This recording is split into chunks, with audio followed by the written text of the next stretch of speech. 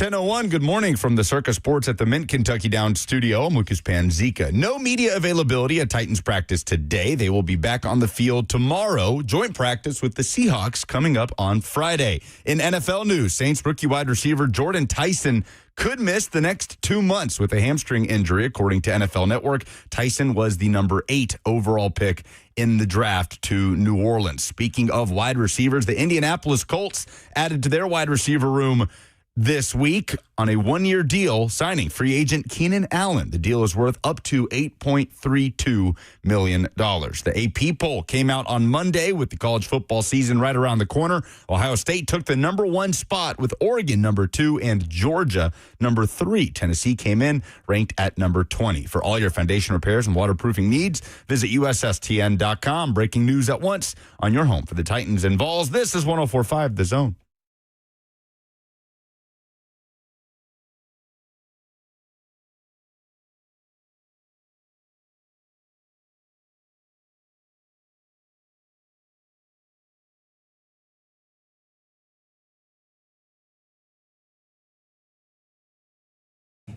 Good morning. Welcome into 104.5 The Zone. We're happy to have you. We're back in studio for one of the few times this week. Titans training camp continues tomorrow. It sounds like, I don't know how many opportunities are still available, but it sounds like, Lucas, that they've opened up practice to fans for an additional day. So you can go to TennesseeTitans.com, as I understand it. I don't know that there's still availability there, because I know they made this announcement at some point last night. Jimmy Wyatt tweeted it out. But if you want a chance to try and get to training camp, I know that they have opened up an additional day other than Friday, which is joint camp with the Seattle Seahawks. So we're happy to be back in studio. Ben Jones is going to be in studio today. Trey Wallace is on the show. So we got a little college football to get to. We'll talk some offensive line with Benny. How are we? How's morale? It's cold in here. Stop it. Stop it right now. No, it's cold. I miss the heat bearing down on us at Titans training camp. Well, you can go outside and call in. Do the whole show on the balcony. Yesterday, he complained about the heat. I didn't complain. You very much complained about the heat. I remarked about the heat. There's a difference. See, you don't know the difference. Because to you, remarking on anything has to be complaining. Damn, he got me there. That doesn't make him any less wrong. No, he is wrong, because he was complaining about the heat yesterday, and I looked over at him, and I remarked, no, you're a lizard. You're not allowed to complain about the heat. When at every opportunity, when the sun is out, he will rip his shirt off and just stand, arms spread open, as if he's getting ready to be ascended to the heavens. What do y'all keep y'all's place at? 65. What? I wish I could keep it on 65. My Why AC can't would even, you not? My AC can't keep up right now. What's your ideal in-house temp? If I didn't live with a woman who teeth chatter at the sight of a 69 degrees air unit. But don't you have 75 blankets? Isn't this a whole thing? Well, Cheyenne swapped your blankets out for more blankets? I got her to trade some of those out, and I haven't had to pay off the bet. The bet was if she got every 3 blankets she got rid of, I would buy her a new one. I think she's forgotten about it because I haven't had to buy any blankets yet. She got rid of 9 blankets, so I owe her 3. So what is your house usually at, Bert? It's usually set on 68. Okay, what would you prefer if you had your ideal temp? Probably 66, 65. You're crazy. 50 degrees. It's just like when we went to that Vols game where we stayed in that little shoddy hotel, and as soon as I got in there, what did I do? You cranked it down to like 40. Well, because usually hotel rooms they have like a governor on it. You can only take it down to like 60. I took it down to 45. I almost died. It's like how the scooters are supposed to have like a speed governor on them, and you find one that's unlocked, and then you're just ripping through the streets. We got back. That's you with an air conditioning unit. We got back from the game. Generally, Cheyenne will not touch me when she's asleep. Like, doesn't want to snuggle, doesn't want to go back to back. Yeah, because you're usually covered in food. No, or sweat. But this night, it was so cold. My body was like involuntarily just shaking. Just seizing. I just feel Cheyenne on the back of me like like those fish that suck onto large whales or something. Like she could not get any more of my body heat. Remora fish? Remora fish. Good for you. Come I could on. not think of that. I watch Nat Geo. And then I just look on the couch and Lucas with his flimsy blanket. I was blue. My face was blue. Like, are you okay over there? It's terrible. Buddy? My place is at 74. Oh, my God. that's you live in a swamp. Oh, it's so nice. You're disgusting. I don't have to put on a hoodie in my own house. No, that's not the point. Neither do I. I would have to be naked in your house. Oh, please. It's not- 74 is ridiculous. I mean, when I get home and my house, because the AC can't keep up, is on 72, it is hot for me. It depends. I mean, I just moved into a new place, and so it is in a bigger building. So it is cooler than it would normally be, I think, if you put your house at 74. It's not a justification to keep it on 74. It's perfect. You have to put your groceries away as soon as you get in the house or they'll spoil. No, it's great. I love it. I love it. Somebody said my HVAC is going to freeze over if I keep it at 65. Is that a thing? It can get too cold, yeah. But no, you will be fine because But I have a setup where I have like one unit for the upstairs and one unit for the downstairs. they're outside and it's hot. You'll be fine. I feel like I'm safe. Yeah, and if I'm not, I'll call Hiller. Yeah, I need Hiller to come look at mine because I told you about this where, your The chat is roasting you for keeping your home on 74 degrees. I live in a swamp creature. I live in like a building, so it's We all already do. kind of cool. We all well, it's do. not. I just moved it. I live in a lean-to under the bridge. It's an apartment. I'm calling it a flat because that sounds way better. No, you jerk. But No, it doesn't sound better. I mean, to be fair, the place is called the Flats. Guy does 1-4-1 Nashville SC win over Messi. All of a sudden, it's a flat. I live in a flat. Yeah, what's your apartment number since you just told everyone where you live? You're a jerk So for it's that. already like cooler. It's a cooler building, and so my 74 is probably like your 71. I would say. No. Still. Stop it. Still. Anything, That's not a real thing. anything 70 degrees or over, I cannot be under the covers in my home. I sweat. I can't live that way. Like I have to I bought a couple of those like pillows that give you like a cooling sensation when you use them just because I feel like I overheat if it gets above 70. And I have a fan in my room, all these things.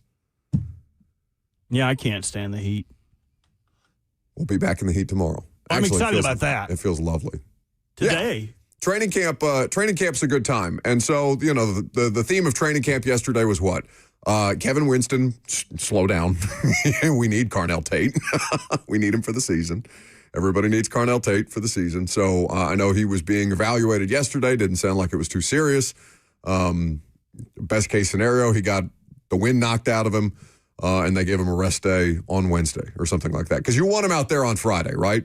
You want to see him against Devin Witherspoon and the Seattle Seahawks secondary. You want to see, how much progress they're actually making, as opposed to the sample size that you're getting against the Titans secondary right now, which is not very good. So I would think if there was going to be a rest day for Carnell Tate, it would be tomorrow. Outside of that, what is Alec Iamaner? I heard Ramon talking about this on the way in, on Ramon and Will this morning. What is Alec Iamaner saying to these people? To make Tony Adams want to swing on him?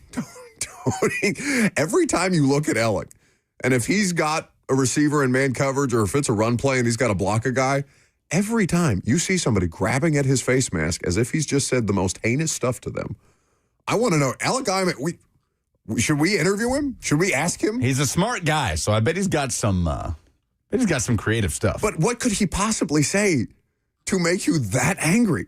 It's a very soft delivery. Like, even Alec, if he puts a little bass in his voice, is not going to intimidate you. So he has to be saying something to them. There should be like an untold documentary on some of the biggest blow-ups in sports history, like ejections, punches thrown, and Isn't one of the biggest training camp fights here? Hainsworth and Pillar? Have you ever seen that? I just saw a video of Keith Bullock on his podcast. Was he Bullseye talking View. about it? He had Zach Pillar on. They were talking about that story, but a documentary about like the biggest blowups and practices and games, but it's focused on the things that prompted it, like the words that were said. What was said? I'm dying to know what Alec Iamander is saying to these people. Who was the fight? Tony Adams and Alec. No. The Pillar. Zach Pillar and Albert Hainsworth. Yeah, Hainsworth. Oh, So, man, I gotta Early check this out. 2000s. A full-on rhinoceros versus water buffalo type of situation. Like that's a knockdown, drag out fight, like an actual fight at training camp. Well, Pillar there's like a whole YouTube breakdown. yes. Brother, it is one of the more visceral training camp fight videos you will see. Have you not seen it? I would like you to live react to this if you have the video in front of you. I do. It's 2 minutes long. Okay. The slate that's up before the video starts is round 1. So did they fight multiple times? I've only seen one.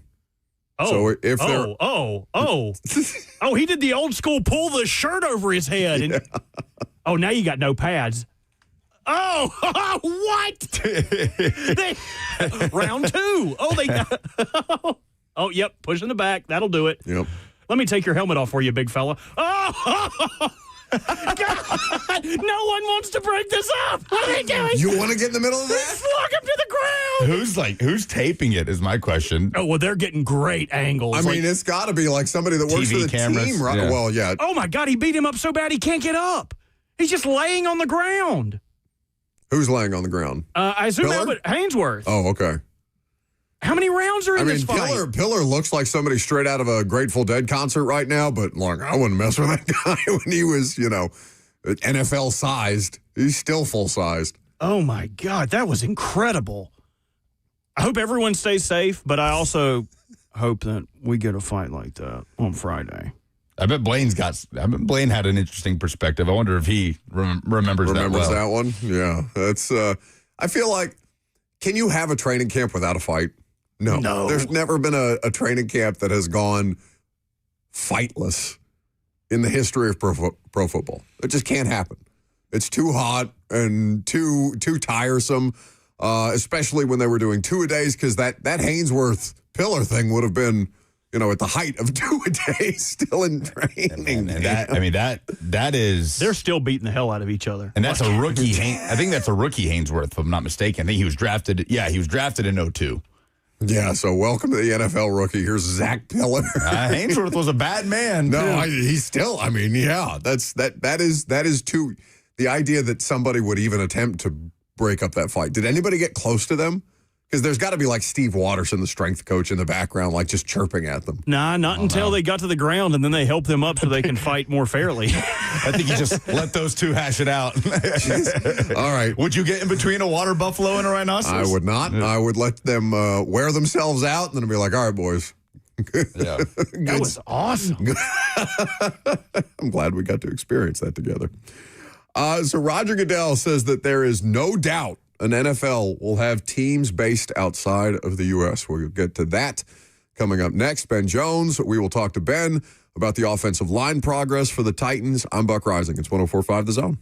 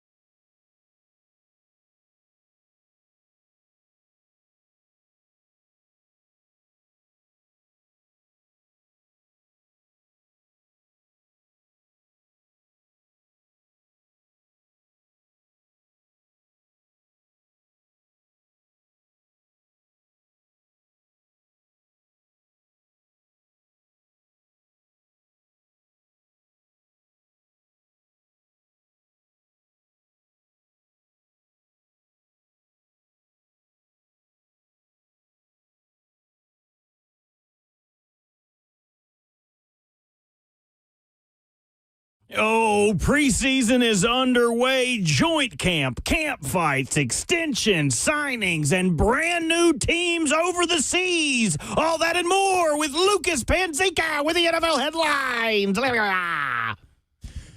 So Roger Goodell says that there is, quote, when he does it, it certainly has one effect. When Kroll does it, it sounds like Kroll's tongue is heavy. Does he do the? yeah, oh yeah.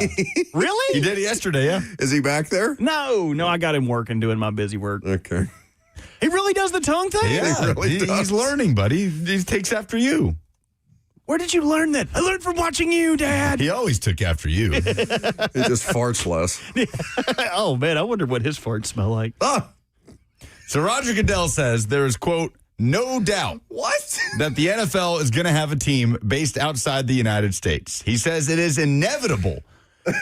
Lock and key. Roger Goodell is giving the Joe Namath guarantee that not only will there be more games played outside of the U.S., which we knew, but there will be a team based outside of the U.S. He did an interview recently with a German media outlet called, it just says RTL/NTV. Der Sportstag.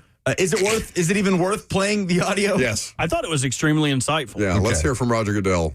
In diesem Jahr geht es zurück nach München. Was macht München für Sie persönlich so besonders? Abgesehen davon, dass dort vielleicht ein bisschen mehr Bier getrunken wird. Genau das wollte ich auch gerade sagen. Nein. Bei unseren internationalen Spielen gibt es meistens diesen einen besonderen Okay, very Moment. good, Roger. What did he say about J.J. McCarthy in there? Get ready, folks. 9-9. That's about to be a German broadcaster talking over Jim Nantz in a matter of years. That's what we're headed for. Okay, so this is not for us, right? We can agree this is not for the fans. Yes? This benefits the American football fans. Zero. None. Negative, I would say. I would say it is actively detracting from the American football fans' experience. Now, I have maintained this position for a while now. I think the NFL doesn't care about people in the stadiums as much as they do people on television, because that's where their money's being made. They don't care about the gate anymore. It's why all the stadiums are getting smaller. It's why the experience, in Arizona, Lucas, they have tables like you would see at Bottled Blonde in Scottsdale. You know what I mean? Like they're turning it into a luxury experience at every level of the NFL experience. Now, the Titans have one of the more affordable NFL experiences, and I'm sure it's still a substantive amount of money to take a family of 4 or a family of 3 to an NFL football game. This is, they're going to keep trying to grow until they fail, right? I guess that's the plan. And whoever replaces Goodell is going to have this expansionist mindset, right? Yeah. The only people that this benefits is the ownership of the NFL. And if that's the direction that they want to take their league, okay, who is going to stop them from doing this? Because if they get an international broadcast rights deal, they already have them, right, for American expats to watch football overseas through DAZN or Sky Sports or any of these other international networks. But if they get like a real meaningful $1 billion international broadcast rights deal from somebody or from Netflix or from Apple, was it worth it to them? Who is going to stop them from doing this? Because it's sure as hell not going to be them. How much say would the NFLPA have in this? I mean, the NFLPA, is that the worst of the unions? Like the weakest of the unions? They really don't seem to have much solid ground to stand on. When it comes to the entirety of their voting population, it's you have such extremes in the 1% making the tens or hundreds of millions of dollars in that sport versus the practice squad guys who also have PA voting rights. And how many more of them there are than the second contract multi-millionaires? I don't know. I don't know what fight the PA would be able to put up. And if the PA puts more money in front of the players, are the players going to be willing to stand up and say, no, we're not doing this? That's really what it's going to take is star players saying, no, I won't do this. The NFL has already voted to strip teams' ability to protect home games from international play. Like the bones of this are already in place. Not good news for, say, the Titans, who would fall in that 4-year window next year when their new stadium opens. Now, one of the big reasons why the NFL would like to put a team in Europe is then they can have a Super Bowl in Europe. Which is 100% in the future. Yeah, but the team, according to Goodell, would have to come before the Super Bowl. Would it? Because, Lucas, I'm sure you're aware that Tottenham Stadium is an NFL-specific stadium. Yeah. That they designed the new... so how old is... It was new-ish in 2023 when we were over there last. Goodell told this German outlet that if the NFL has a team permanently located in an international city, then that site could potentially serve as a Super Bowl host. But it doesn't have to. It doesn't have to be hosted there because they could host it at Tottenham. I guess so. It would be a departure. Like, I don't know what there is in the league's bylaws right now that state the Super Bowl has to be at an NFL host site. I'm sure they're willing to maneuver around those things if it gets them to an international Super Bowl faster. I just don't know what the return on that is. Like, I don't know enough about their business model to understand what the full return on investment is. If we're talking hundreds of millions of dollars, are we talking billions of dollars as what they stand to gain? Because it's kind of like the gambling money for all these sports leagues, right? There was just this giant billion-dollar piggy bank sitting there for the leagues for 100 years, and they never took a hammer to it until they realized how much more money they could get with the gambling outlet partnerships that they've since completely turned themselves over to. So I don't know what the ROI is on having an international NFL franchise. But I know that it's not to the benefit of the players. It's sure as hell not to the benefit of the fans.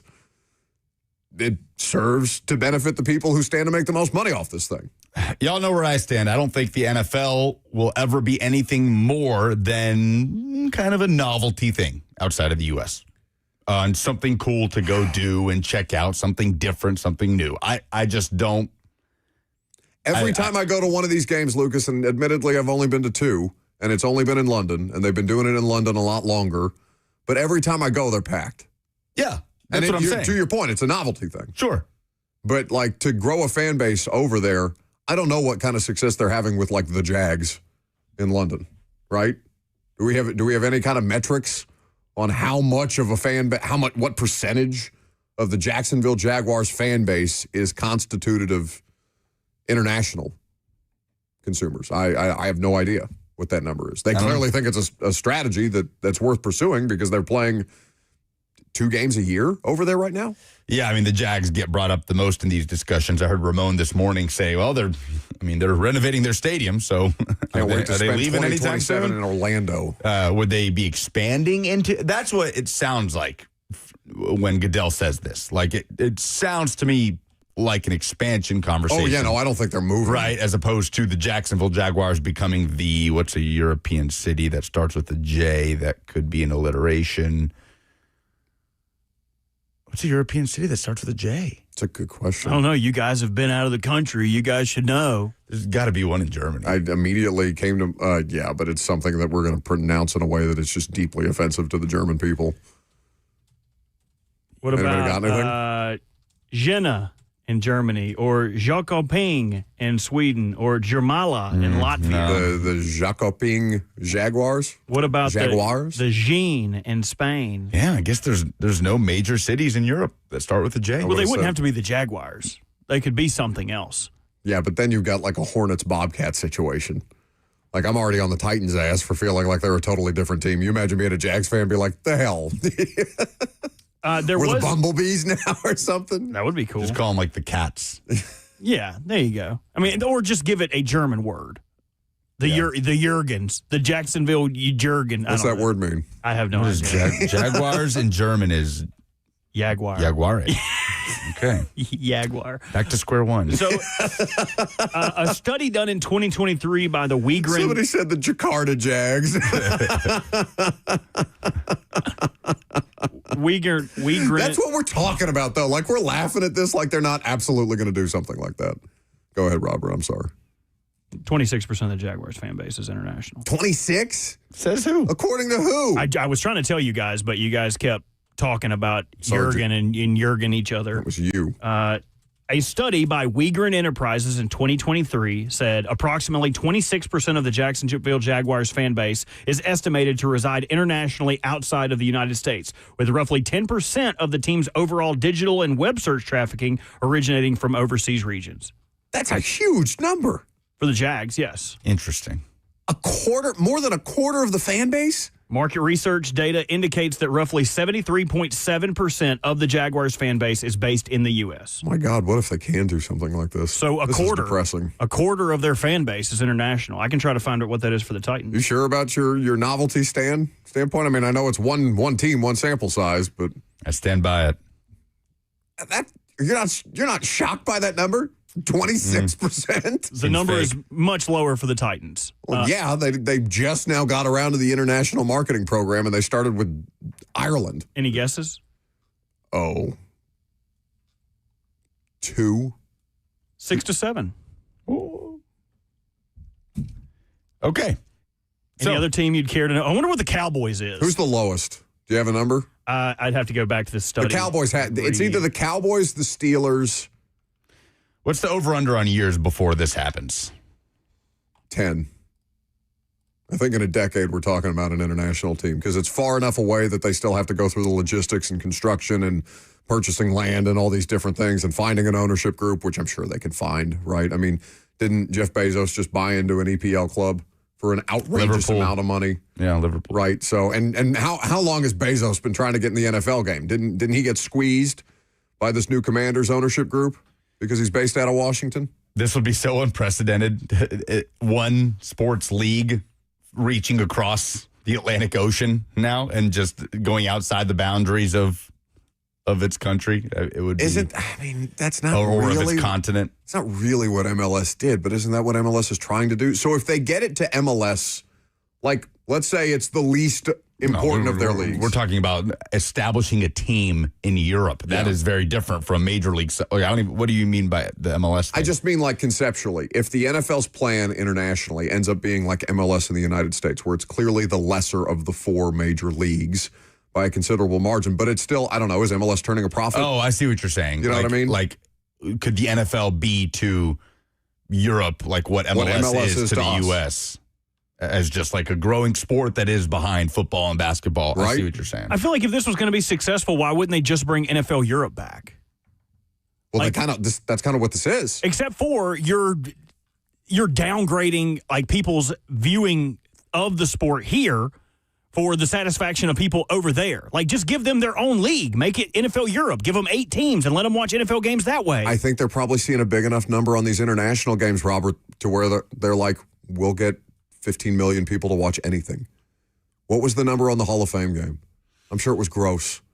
You know? I mean, and that's Haynes King, okay? Doing a lot of heavy lifting there. Haynes King and Carson Beck. What was the number? 6.99 million. You know what I'm saying? Like, they're going to get 5 million people to watch anything.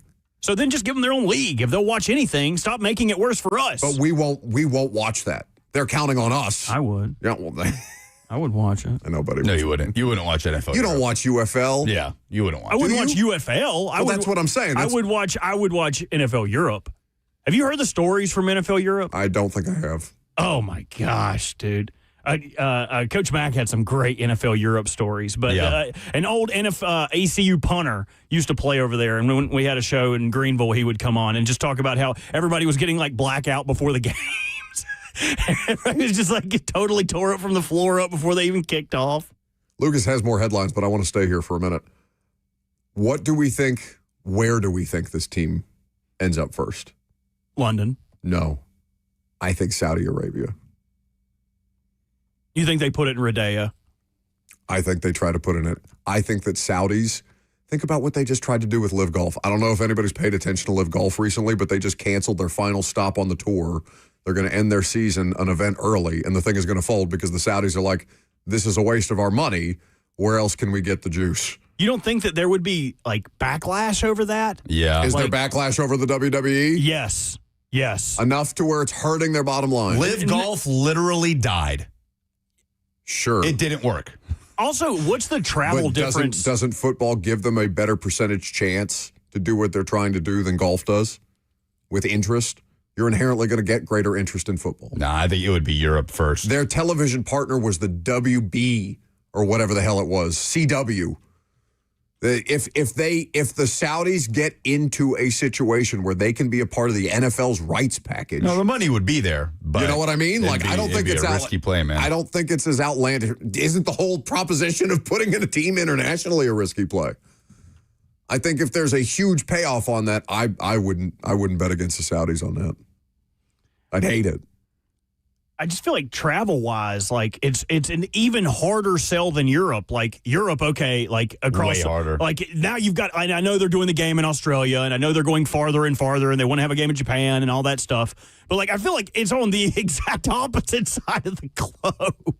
But they're already there. How much money did they pay for this comedy festival? Did you guys see this? They put on some big comedy festival, and they offered the biggest names in comedy just outrageous amounts of money to do shows. And I'm sure there was a split, and I know Theo Vaughn has talked about it on his podcast and things of that nature as to why he was not willing to do it. But I mean, they've already got Tom Brady trying to do flag football over there. Why didn't that go off the way that it was supposed to? They ended up having it in Los Angeles. It was this Fanatics, something happened. I don't know if it was a weather situation, whatever. But they tried it, right? They got Tom Brady. They got the thing that Tiger Woods wouldn't do. Tiger Woods wouldn't go to Live Golf. It would take somebody like Tom Brady being like, no, Saudis, I don't want your money. I feel like you just give them so big of a price tag. It's like, okay, we'll play a Super Bowl game here, or we'll play, which I think would also just be awful. Can you imagine your team going to the Super Bowl and finally making it there, breaking through after 40, 30, 40, 50 years, whatever it is? It's in Riyadh. And it's like, not only can you not go, like your team is going to be hampered by the fact that they had to travel to this country. Like, I don't know. I would hate that. I would hate that so stinking much. They're going to do it anyway, buddy, because you're still going to watch the Ravens. You know? Like the revenue sharing is such because of the outrage. At what point are we going to price ourselves out on football? Dude. Because I'm trying to get it's not tickets. Like the television networks are flush with money right now. I'm trying to get tickets for week 1. Who do they play? The Colts in Indianapolis. So Okay. I can drive there. It's Easy. a 1:00 game. I'd be able to come back, not miss a day of work. For me and Cheyenne to both go to this game, $750 plus. It's ridiculous. I can't each, and that's lower bowl. I could go much cheaper and be sitting in the nosebleeds, which I'm not going to do. But even if it's the nosebleeds, I think it's around $500. Wow. Like you might as well just pay the extra money to get a good seat. Yeah, like what's the average cost of a Cowboys game? I don't know. So that's a good point, too. You would mess up their alcohol sales because you can't drink inside. I mean, how badly did the World Cup get dinged with that? With what? Qatar and their harsh anti-alcohol policies. Yeah, good question. I don't know what because I think there were like drinking zones, like they have for smokers. Yeah, that's what it was. Like no, they did. They had they literally had like you see zones. at the airport in Europe, they still have the smokers' rooms. Yeah. Oh, you didn't know that? I didn't know that. Oh, yeah. That's awesome. I thought it was only Vegas. No. No, everywhere in Europe there is every airport in Europe there are smoking rooms. We used to be a great country. I miss. Now we're playing football in Saudi Arabia. I miss smelling someone's Pall Malls while I'm eating Waffle House. You get that with Kirby at on the SeatGeek Terrace. All right. Should we do more headlines later? Sure. Okay. Very good. 615-737-1045, the number if you would like to participate. Robert, what do we have to give away? Man, let me tell you what we got. We have Bourbon and Beyond 2026, 2 single-day tickets to see Bourbon and Beyond Festival in Louisville, Kentucky, plus a $100 gift card to a Moment's Peace Salon and Day Spa. Okay, very good. 615-737-1045 if you want those Bourbon and Beyond tickets, plus a $100 gift card to a Moment's Peace Salon and Day Spa. Call us, 615-737-1045, and tell us what in sports made you say, oh no.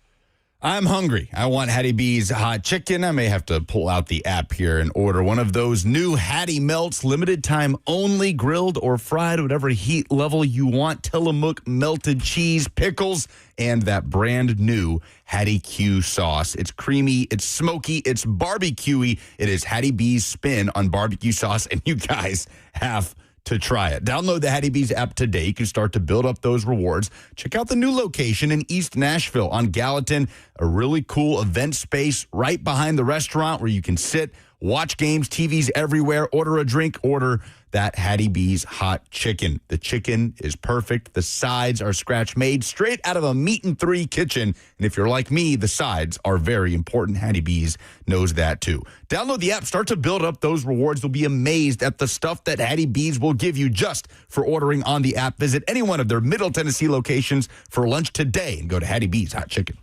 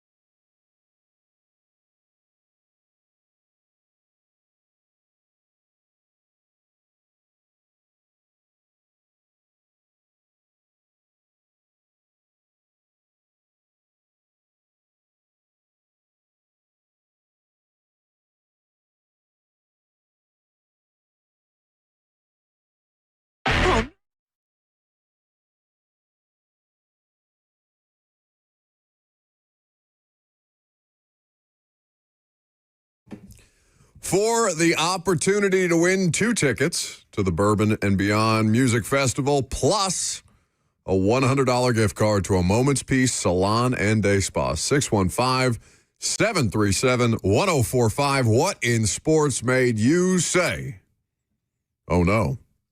Do we still do the TikTok thing with this? I feel like we got rid of the TikTok sound. Is that also... Yeah, there it is. It's been a while. We still doing that, or have we moved on? Yeah, that's all. We've aged out? Yeah. All right, very good. My oh no is an insane scene in the Wrigley Field bleachers on Monday night. So there's a Cubs game, and in the bleachers, the fight goes from pushing and shoving to full-on haymakers. Multiple people piling on to one guy who's at the bottom of the pile. There are people bleeding from the head in this video. It is one of the more aggressive, just falling all over themselves in the stands. It's one of the more aggressive fights at a sporting event that I've ever seen. I don't know what was said. We were talking about, things that are said quietly or under your breath that start a fight. Alec Iamander and Tony Adams yesterday at practice. This is pretty gruesome. There's White Sox fans in the crowd. I don't know if it's a Chicago versus Chicago thing, but it's one of the more ridiculous fights I've ever seen. Do you guys have the video in front of you? I don't. Yeah, pretty gnarly. Just people throwing full, not just beer cans, but full beers at people's heads. You get clocked in the head with a full can of beer, that's a concussion, brother. Concussion. Yeah, that's a concussion. If Jackson Dart got clocked in the head with a full can of beer, he would be pissed he had to go into the medical tent. Yeah. Because Jackson Dart got lit up in the Giants preseason game against the Vikings over the weekend. Now, it must be said, for those who didn't see it, this was not an instance of Jackson Dart being dumb and putting his head into contact where he doesn't need to. This was just a safety blitz that wiped him out from the blind side. And you could see the whiplash as he was hit. The problem is, this is what Jackson Dart had to say about going into the blue tent to be evaluated for a concussion. Everything that unfolded from the hit to the tent to the touchdown pass. Yeah, I thought it was a good drive by, the offense just being resilient. It was big by, even Jamison, Motor just making a play to get us down there. And, us being able to have a big play in the red zone on a scramble drill, and Malachi just showing what he's been, consistently showing all through camp and through practices of continue to play along with the play, and then being able to make a contested catch. So was really proud of the protection up front, the resiliency of the whole drive, and us ending in the score, which I thought was really cool. As far as the blue tent, I really respect the rules and the thought behind, the NFL has of keeping players healthy and reviewing things, but at the same time, I'm still puzzled by it just feeling like every time that I get hit, I just find my way in there, which at times I still try to wrap my head around, but that's all that I'm going to say about that situation. I'm really happy with how the drive ended. I get his frustration because I don't know. Ultimately he didn't have a concussion. He said he just got the wind knocked out of him. But I watched that play and I was like, yeah, put him in the tent. Yeah, my goodness. Man. He got depleted. The way his head jerked, his entire upper body area jerked forward and then back as he went to the ground. So he needed to be evaluated, but it's just another instant. This isn't Jackson Dart doing Jackson Dart things from last year, like putting his body on the line completely unnecessarily and then being brash and stubborn about it after the fact. Defiant. Yes, but I don't know. I just feel like he just needs to stop talking about this stuff because at every turn, it's a bad look when the guy who seems like he's having a hard time learning how to protect himself says he's puzzled that he had to go into the medical tent when getting absolutely blasted on a safety blitz in a preseason game with whiplash. At some point, it's like, dude, if you don't get this part of it, how can we believe that you're going to be able to, I don't know, improve any other parts of your game? No, understand things that are necessary to be an NFL quarterback. He said he has been defiant in the fact that he's not planning on changing the way that he plays. Yeah, it's like if you're defiant about something like that, then who's to say, that makes me think that you'll be defiant about dumb habits that coaches try to coach you out of. Like so much of what Jackson Dart does with his physical play style fall into the category of dumb habits for a starting quarterback in this league. So if you're not willing to break out of that, how can I trust that you're going to be willing to break out of not, throwing the ball across your body in certain situations or trying to escape and do too much? It's just a tough look for Jackson Well, Dart. you know what? It speaks to me of a level of hubris or ego, right? Like Jackson Dart thinks that he's the caliber of player that can get to the podium, say something, and it'll impact change. Like they're going to stop putting you in the medical tent more. Yeah, if you say, I'm puzzled by this, and that's all I'm going to say about that. No, you're not Patrick Mahomes, brother. You're a crash dummy out there. That's why they keep throwing. Somebody in the chat said crash dummy. It's a great phrase to describe him. It's a team full of crash dummies, and Harbaugh's supposed to be the adult in the room, and they're still saying stuff like that at the podium. Yeah, we know you can't wrap your head around it, buddy. Your brain is soup. We understand. Your head is wrapped around a defender. Yeah. The thing that made me say, oh no, in sports this week, have you guys seen the perilous case of the Browns trying to buy a pass rusher? No. So earlier in the offseason, maybe a couple weeks ago, they had Jadeveon Clowney in for a workout. Everything went well, and the reports we got back from insiders were, if things continue to trend well, expect Clowney to sign with the Cleveland Browns. And then what did he do? He signed with the Houston Texans. Yes. Last week, Zadarius Smith, coming out of retirement, played 5 games for the Eagles and called it quits last year, was going to come out of retirement. He worked out for the Browns. The messaging around the reporting was that if everything went well, he would sign with the Cleveland Browns in the coming days. And what did he do?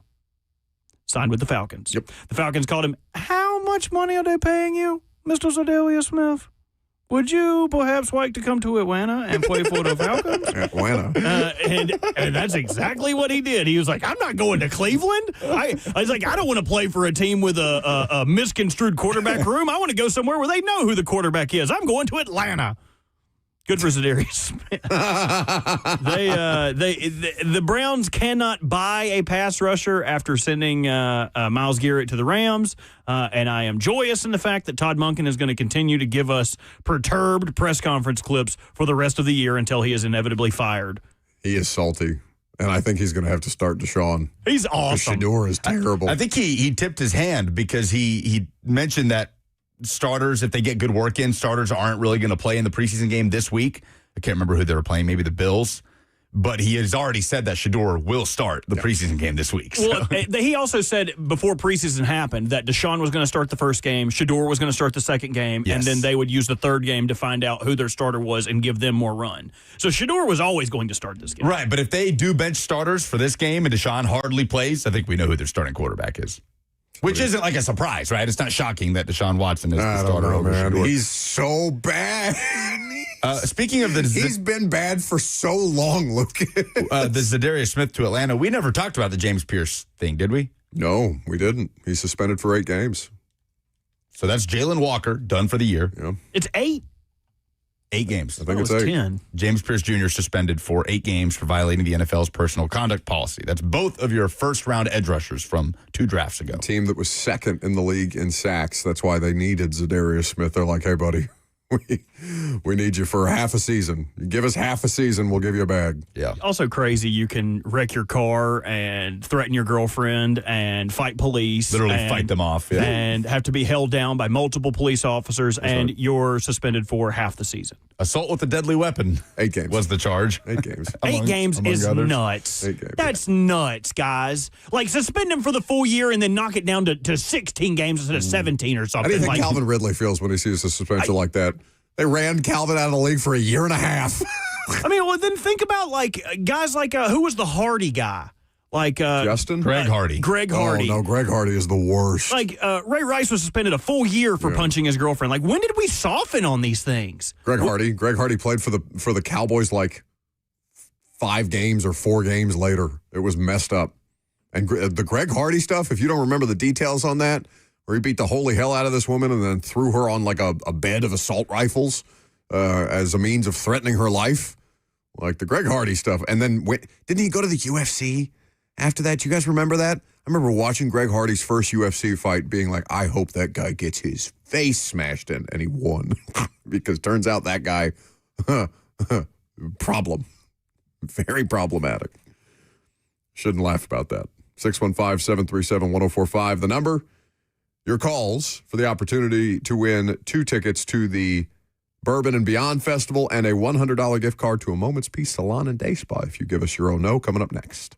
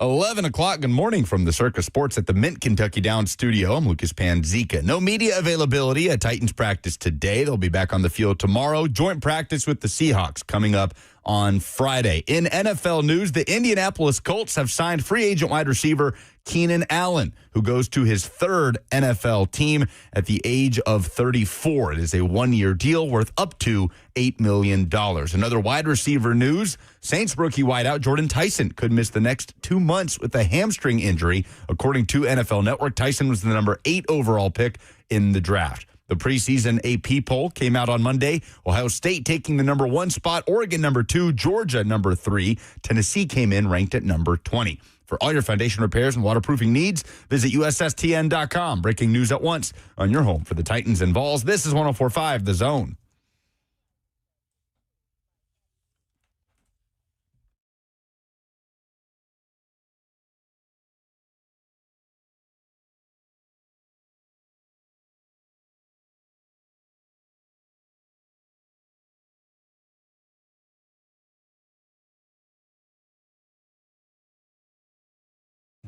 Second hour is upon us. Trey Wallace will be here at 11:20 today. We'll talk some college football. Feel like we haven't really. We touched on the AP Top 25 coming out yesterday briefly, but not really an extended college football conversation. When's the last, real college football conversation we had? Pate, in here a couple of weeks ago? Feels like it's been some time. 615-737-1045, the number. If you want to jump in, we are going to take some calls here for What in Sports Made You Say, Oh No? The best submission gets 2 tickets to the Bourbon and Beyond Festival and a $100 gift card to a Moment's Peace Salon and Day Spa. I really want a massage. I think I'm going to go get one at a Moment's Peace. Dawn highly recommends them. So if you want to save $100, you can do that right here. Ooh, they have a special for couples massages. No. We could go halvesies. No. Which half? Top half or bottom half? Oh, I'm definitely getting the bottom half. My cheeks need to be rubbed. The back of my legs. The way that he was on, what was that, Friday night, demanding that Cheyenne rub his feet. I don't understand. Were you a part of that, or were you too busy losing in shuffleboard? He doesn't know we're talking to him. Hello? Hello? Hello? Is anyone there? What are you doing over there? You. Oh, you're talking to me. Oh, my God. Thought you were saying Bert didn't know we were talking to him. No, you weren't talking with anyone to know that I wasn't talking. I was just responding. What are you talking about? What were we talking about? I don't. That's okay. Because Cheyenne doesn't want to rub my feet. I don't understand why. If Megan came to you, and I think this is the biggest display of the difference between men and women. If Megan came to you and said, "Hey, Lucas, this is the one thing I want you to do, and this would make me happier than anything in the world," you would do it. Even if it was something you didn't want to do. If she was like, "I need you to shave my back, clip my toenails," anything that Well, yeah, what's the line here? There is no line. If my significant other tells me, well, there is a line. There is a line. If she was like, "I would like to see other people." My love is very conditional. What are the conditions of this? If she said, "This would make me happier than anything in the world," with to a certain extent, I would do it. I would do anything that would make her that happy. Rubbing my feet is that thing. I just want my feet rubbed. Sometimes my tooters hurt. And she refuses. She will not. She has never rubbed. We've been together for 6 years. All right. Put your money where your mouth is, man. Threaten to leave. I'll call her up right now. Put it all on the line. He does every day, and then nobody takes him up on his idle threats, and then he goes back to Cheyenne. Okay. Like I always say, I'm not trying to leave you, baby. I'm just trying to see if I can. Oh, my God. It's like a Tom Segura type of situation. God forbid we get you on the Ozempic. Oh, go. I would be unstoppable. I would be the most attractive former fat man of all time. You would literally be juiceless. No way. Stop it. 615-737-1045. An aside submission for Oh No before we get to the phone calls. Have you guys seen the new Browns stadium? It looks like a prison. Yeah, it's Why does it look that way? Why does it look like a military installation in a foreign country? It literally has bars. I would hope so. People like to drink at games. No. No, it does appear to have prison bars, so you cannot escape the bad football. So you're in a bird box type of situation where you have to watch Deshaun Watson. They don't let you leave when the Browns are getting dusted by the Ravens or the Bengals. Wait, who thought that coming up with the NFL Death Star would be a good idea for the Browns? Like, have you been to that stadium, Robert?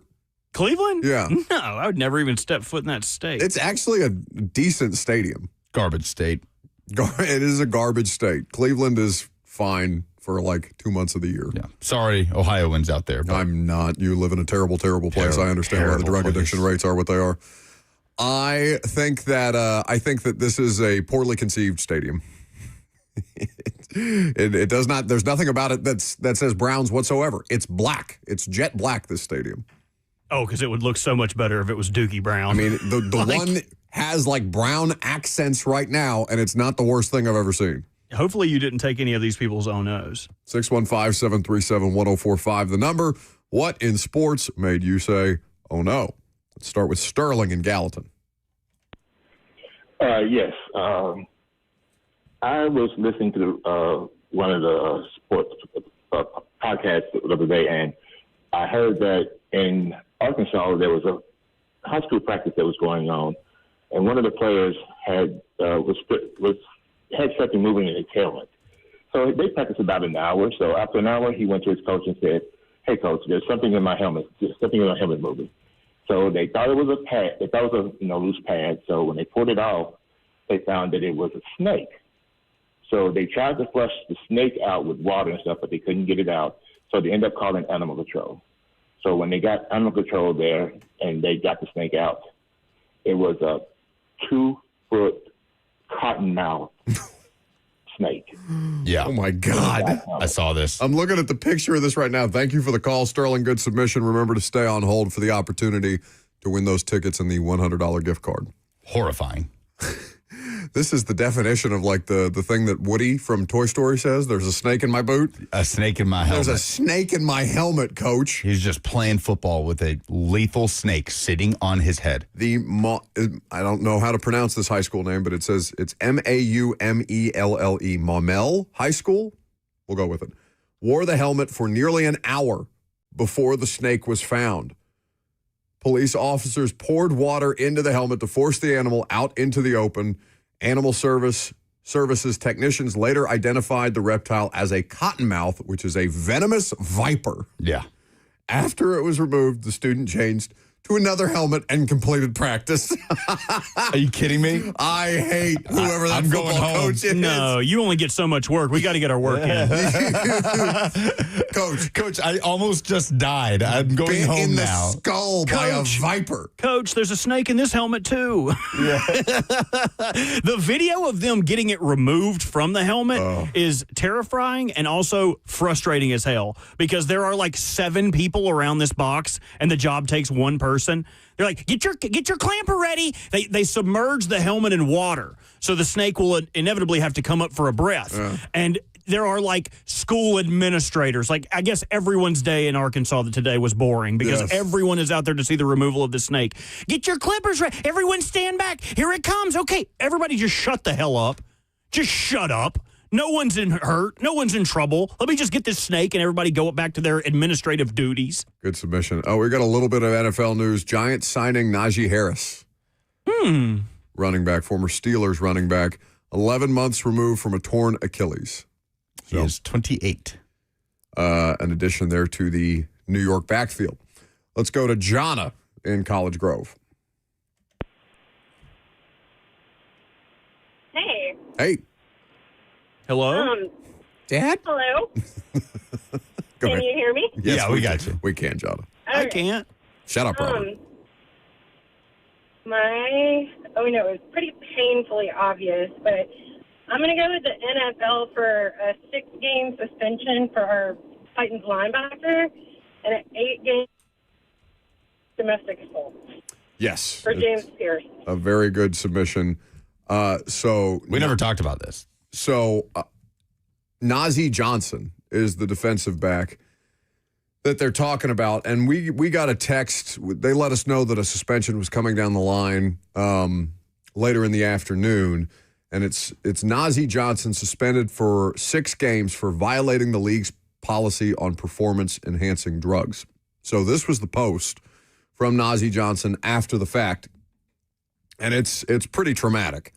My wife and I were trying to conceive a child. We found out that I was infertile, and I took a fertility medication that was helping me try to conceive a baby. I was not aware that there was a substance in the medication that was on the banned list, and I tested positive for a PED. Lesson to all NFL players and new players coming into the league. Do not put anything in your body without following the process and getting approval beforehand. We lost our baby a few weeks ago, and this has been an incredibly difficult time for me and my wife. Unfortunately, we have 9 good eggs left, so we're holding on to hope that we'll be able to grow our family. That's Nazeeh Johnson on Twitter.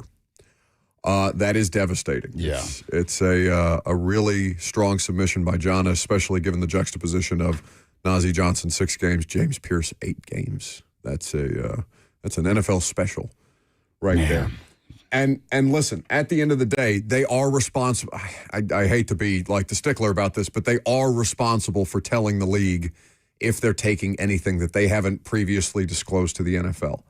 But you would understand why this should be appealed, and there should be an appeal. This should be overturned. Something like this should be reviewable, for lack of a better term, by the league.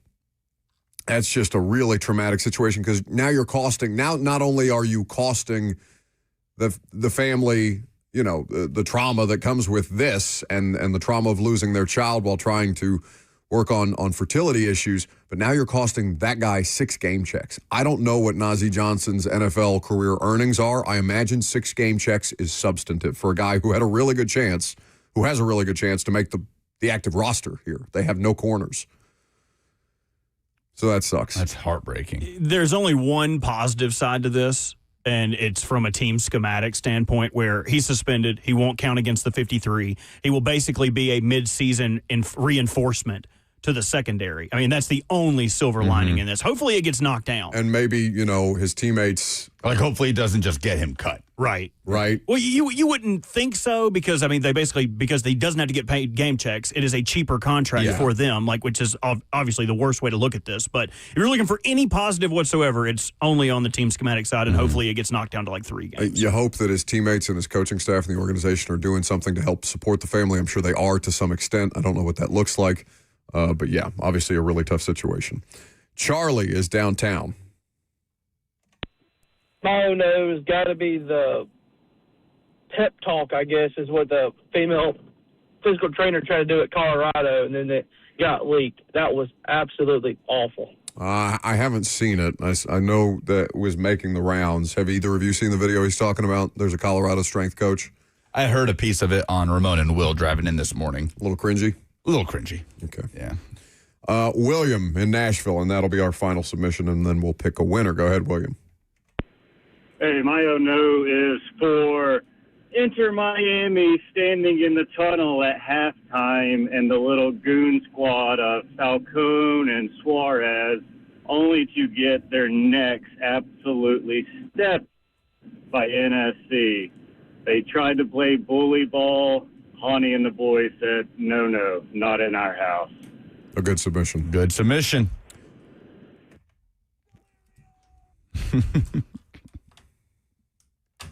As long as I'm alive, that will live. We'll play it at your funeral. That's a little too on the nose. Good submission. I showed up to make sure he's dead.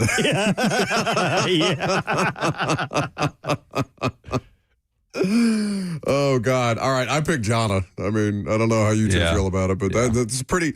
I mean, that's a better submission for the dumbest thing in sports, if I'm being completely honest, but it's still a big no that Nazeeh Johnson's out 6 games and James Pierce is going to miss 8 for, you know, threatening to run over his girlfriend and fighting cops. That's too small, the difference. Jesus. All right, very good. We will have Trey Wallace, and we will talk some college football with our buddy coming up next.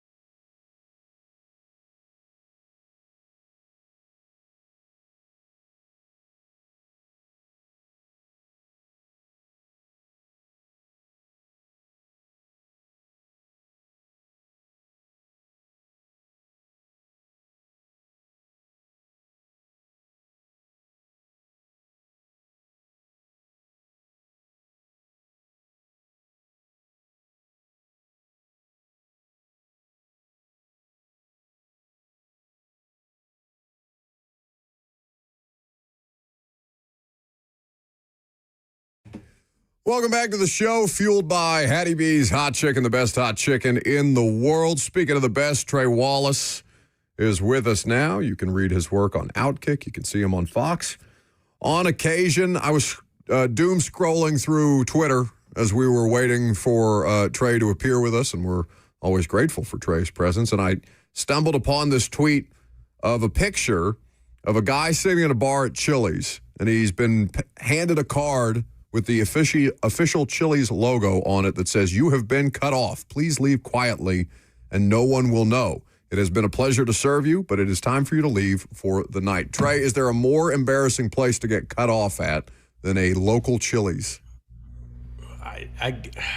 Applebee's, El Chico in the Rivergate area, RIP.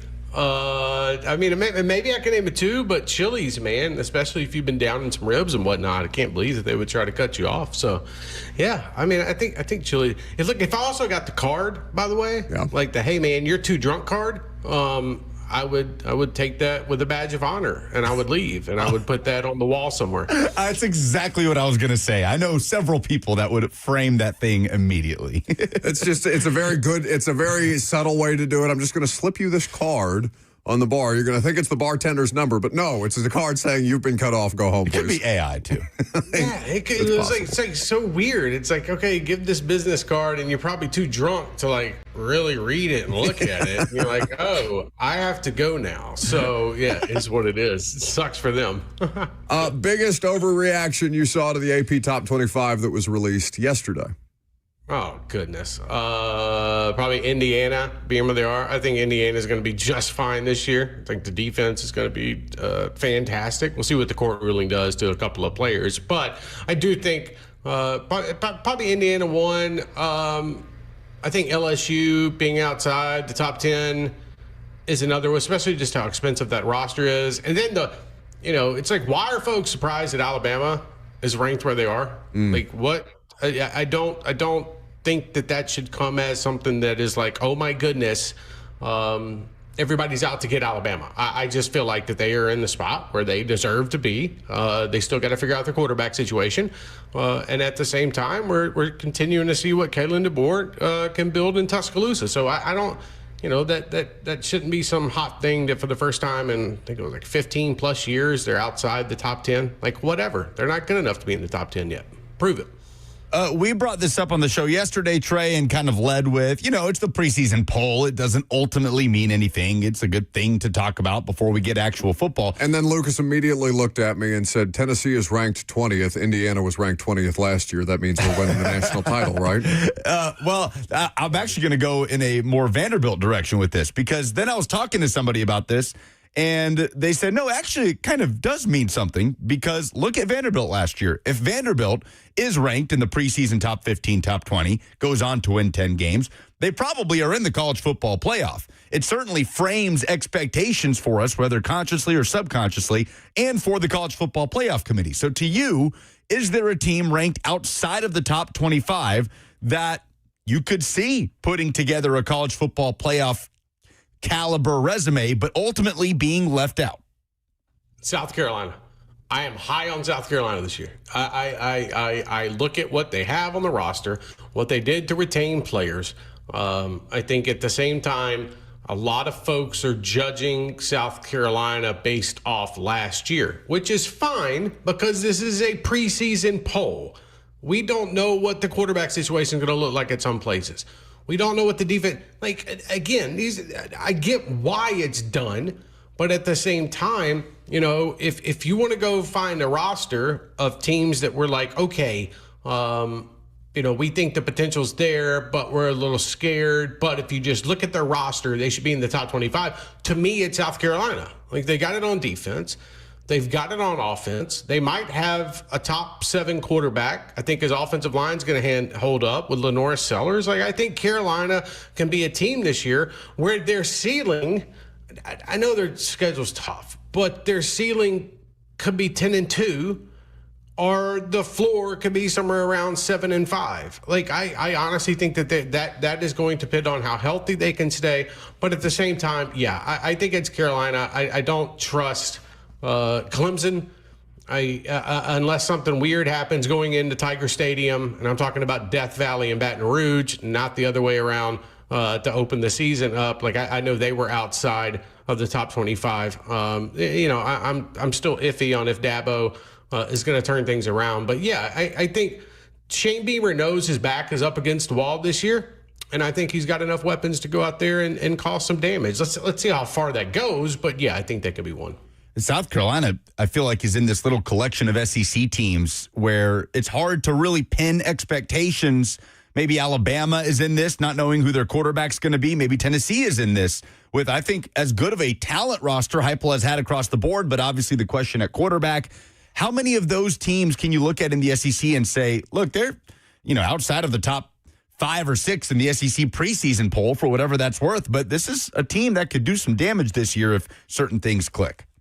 Like, in speaking of Tennessee, this is a team, guys, with a defensive line. They're going to get their linebacker situation handled after week 2, which I'm on the belief that Arian Carter should file for a TRO the week of the Georgia Tech game, get it, then drop the whole case right after and just be done with it. Screw you, NCAA. That's what I would be thinking if I was him.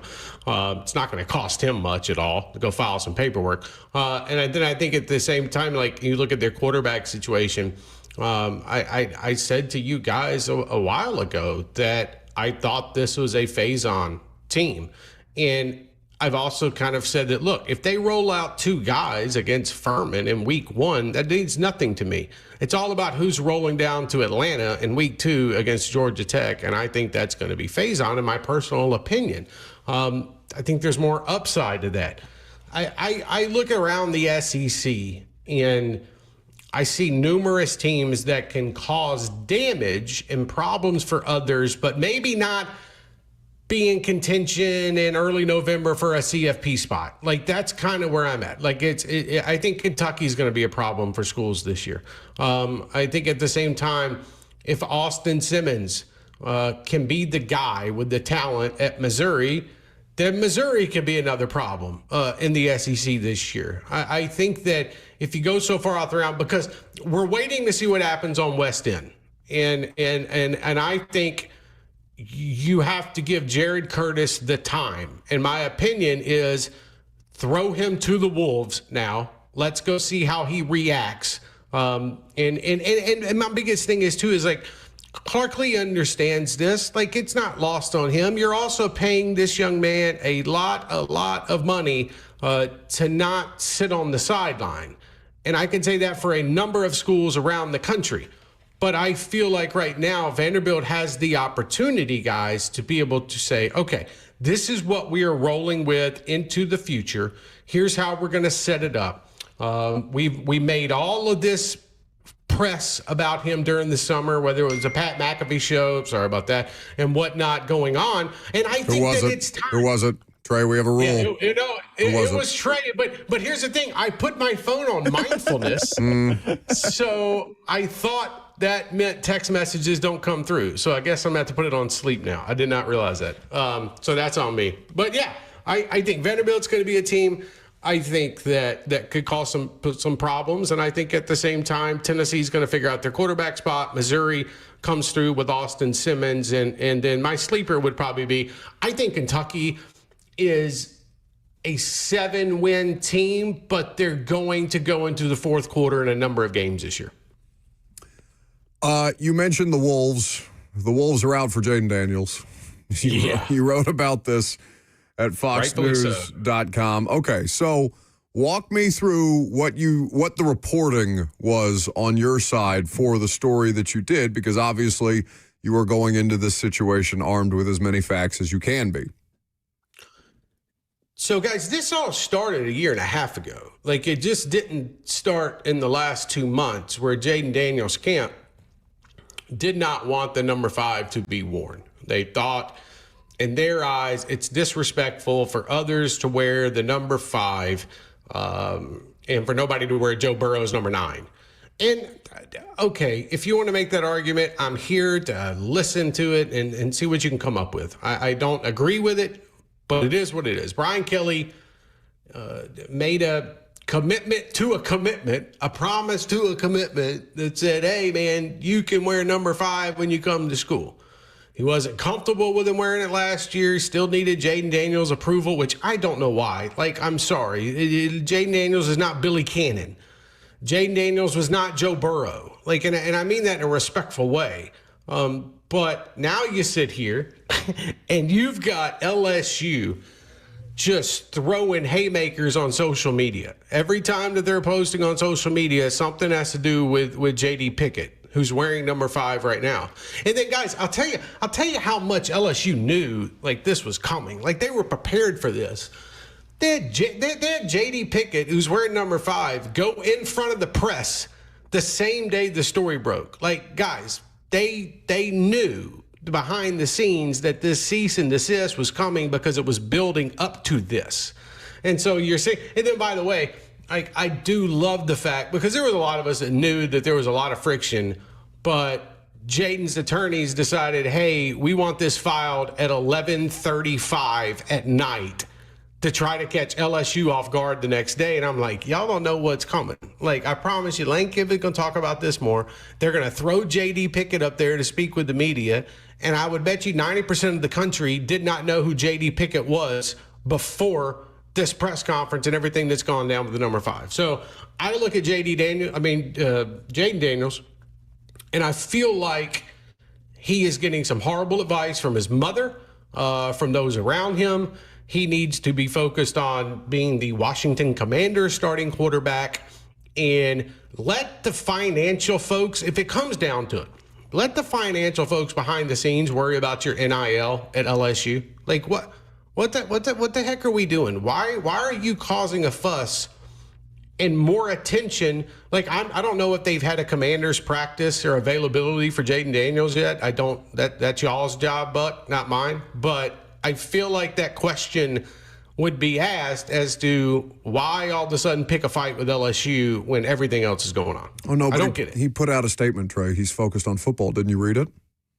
Yeah, and then his mother's over here, God bless her, trying to ring Lane Kiffin, and Lane, and Lane's like, man, I don't care. And then I love the folks on social media, which is not real life, by the way, that said, well, it's the equipment manager's job to pass out the numbers. Folks, let me tell you something. Something with this big, like in this implications and NIL, the regular equipment manager is not just passing out jerseys. This came from the athletic department. And by the way, they have made a conscious decision as an athletic department to say, now we're going to blast Jayden Daniels with all of these posts on social media. Like, so this is coordinated, and I give them credit for Jayden. If Jayden Daniels wanted to bring them into the fire, LSU's like, okay, well, we're just going to pour kerosene all over it. It's just an unbelievably silly story, but delightful nonetheless. Trey Wallace of Outkick and Fox News here with us on 104.5 The Zone. In 11 days, we will have college football. Yeah. In action on our television. Yeah. The eyes of the world will be on Dublin, Ireland. Again? For UNC versus TCU. Oh, Jesus to Christ. open the season. And the 11 a.m. Central kickoff in Dublin, Saturday, August 29th. Trey, is there any scenario where Bill Belichick makes this look like a salvageable situation in Chapel Hill?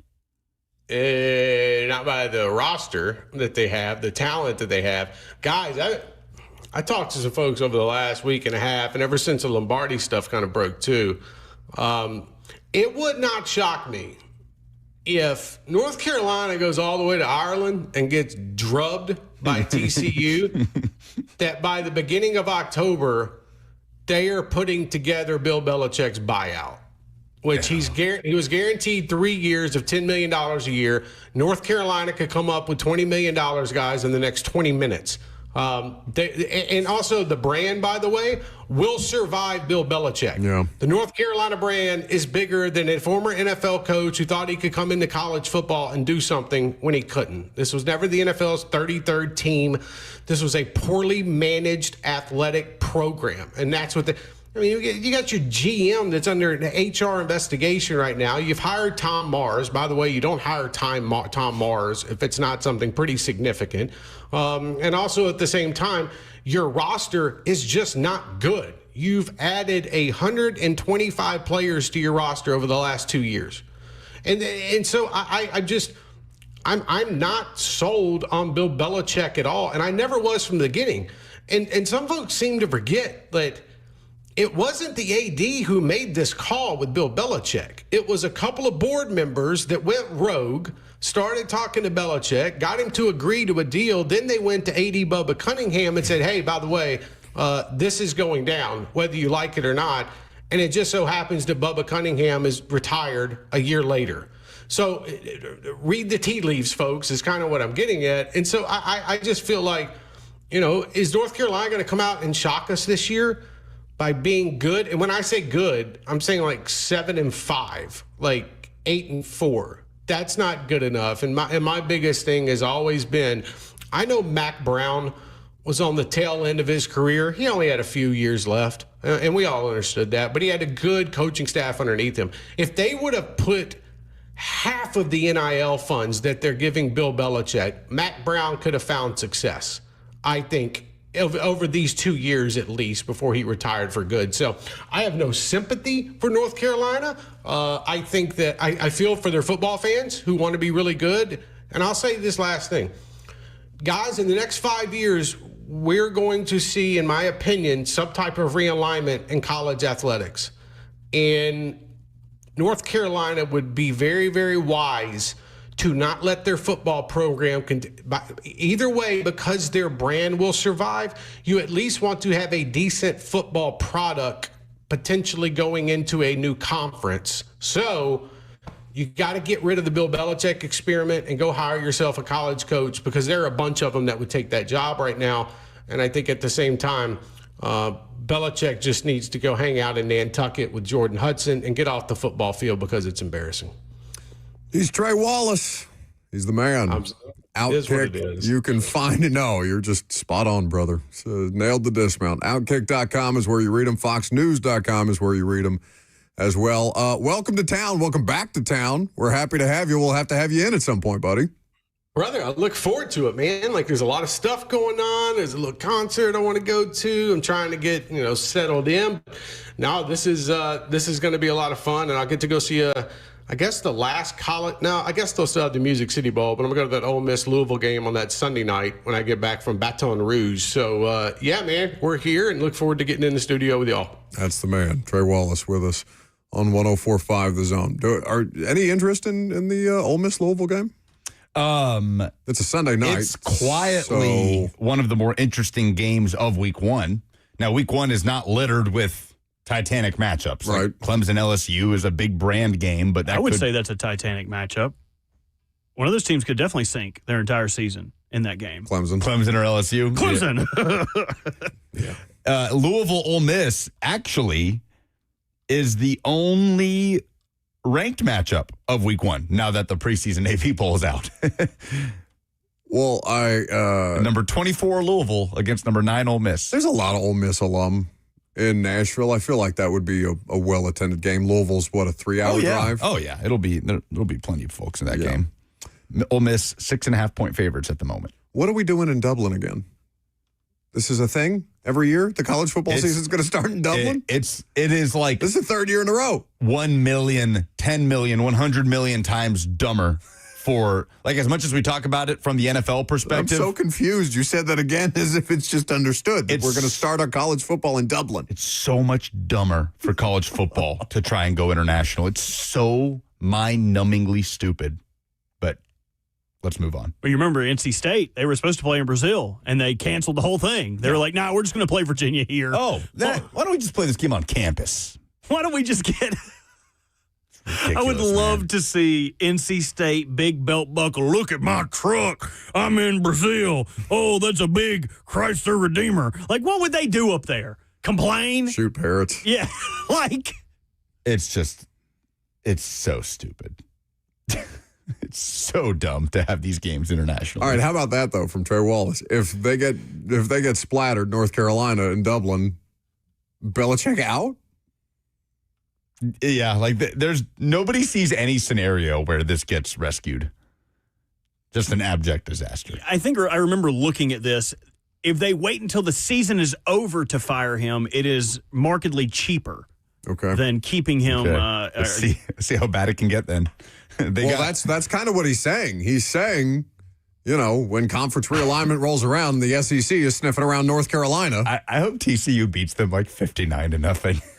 How they got beaten the last time TCU was good? They play East Tennessee State in week 2. Then they go to Clemson, and then they host Notre Dame, the Washed Bowl, and then go to Pittsburgh, Dabo and Bill, and then go to Duke. I'm having a hard time seeing the wins here. Okay, so here's the breakdown. If he is fired without cause before December 31st, UNC must pay the remainder of his guaranteed $30 million structure. Mm-hmm. If they wait and fire him without cause after December 31st, the final 2 years of his contract are not guaranteed, and they can fire him ahead of the 28 season, and the buyout drops to $0. If he is fired with cause, it is because we hate him and his girlfriend. They will also pay him $0. So I assume, one, they are either looking for cause to fire him, or they will wait until the new year and when they don't have to pay him any money to send him on his way. They might regress. They might go 3-9. No, stop it. Stop it. Their win total is at like 4.5. Under. I'm not actively rooting against him, but I just think it's ridiculous what he's done. I kind of am. Like the funniest. I was rooting against Lombardi. Lombardi's pretentious. Belichick's pretentious. I usually want the funniest outcome. Just across the board. I feel bad for the kids. And the funniest outcome is for the Bill Belichick situation at North Carolina to be so much worse than even the worst possible expectations. Yeah. Is it? I think it would be funnier if they were good. If they just went 10-2. And they were still just ridiculously, embargoed. Like, she's like, don't talk about practice. They're really good. And, she's saying that he's not available for availability. And I think it would be funnier if they were actually good. Well, I was okay with the idea of it until he stopped letting Patriots scouts go to practice. And then I'm like, you're just a D-bag. Just the worst. Wouldn't let anybody talk about Drake May. What's wrong with you? North Carolina can't post congratulations to Drake May, who, by the way, is a legacy there. Yes. His parents both went to UNC. His brother played for the basketball team. He is a legacy. Legend.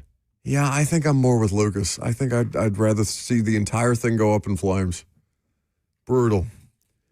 615-737-1045. We'll take your phone calls coming up next.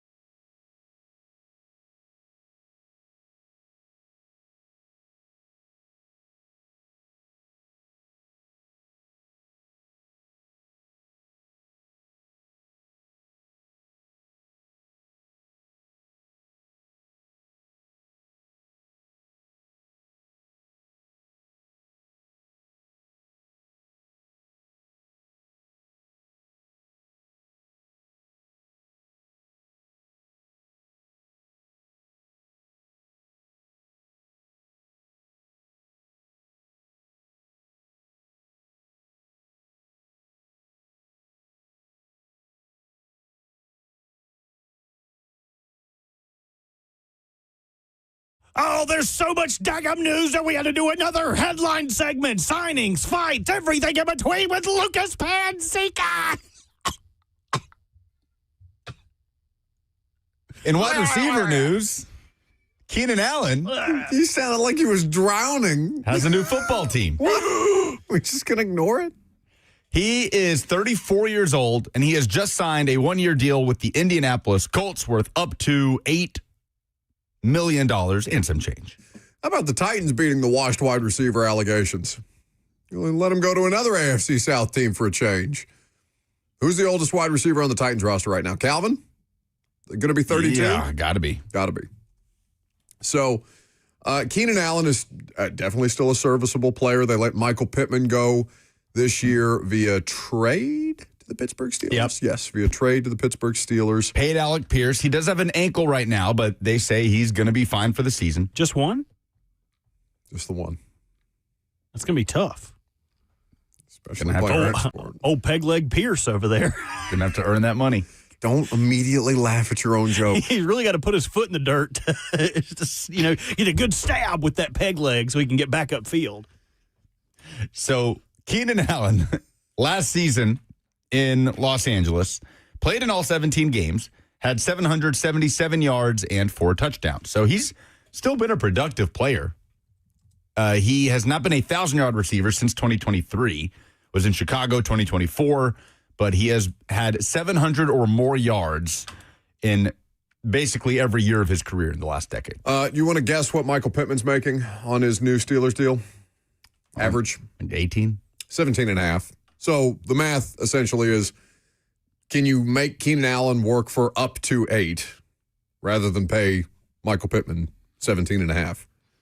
The answer to that is probably yes, if you still have Jonathan Taylor, Tyler Warren, Alec Pierce, Josh Downs. That pretty well rounds out their top-line skill position players. I don't know that I could name another Colts wide receiver. Oh, NWI. NWI, probably not a top 3 player for them in that wide receiver room, though. Not anymore. But Tyler Warren, too, if you want to include a tight end. Yeah. Well, a pretty good career for Keenan Allen, considering he's been cut by half the league. Yes. If you listen to the Colin Cowherd show. Yes, cut. Well, let's not do that to Colin. No, Colin gets enough stuff wrong. He can get attributed for a fill-in host. Let's not do that to Colin. That was that little it was his fill-in that said that. Weasley-looking, what's his name? I have no idea, or I would have called him out by name. You know every person in sports radio. You Jason don't know that? McIntyre. Okay, see? So he said... That wasn't me, that was Kroll. said Allen is a guy that's been cut by half the league, right? That's right. He's Played for 2 teams. on his now 3 at the age of 34. Never been cut. In other wide receiver news, Jordan Tyson could miss the next 2 months. Yeah, man. With a hamstring injury. He was the number 8 overall pick, man, and injuries were the concern coming out of ASU. And a hamstring injury, almost 2 months, feels pretty serious and doesn't, I don't know. They know now not a it's good going to sign. cost him 2 months? Yeah. He was hurt Thursday during their joint practice with the Jags in New Orleans. I mean, Jordan, I was joking with Robert before the show. Man, John Robinson would have sprinted that card in for Jordan Tyson. Yes. Get Carnell Tate out of here. Number 4 overall. Give me the injured receiver. At the end, oh my God, it's all he did, right? I mean, Isaiah was the only one with no like medical issues, and we know Isaiah had basically every other issue. J-Rob catches a lot of strays after the fact, deservedly so, but that one I think is a little too on the nose. A 2-month timetable would have him out until week 6, pretty much.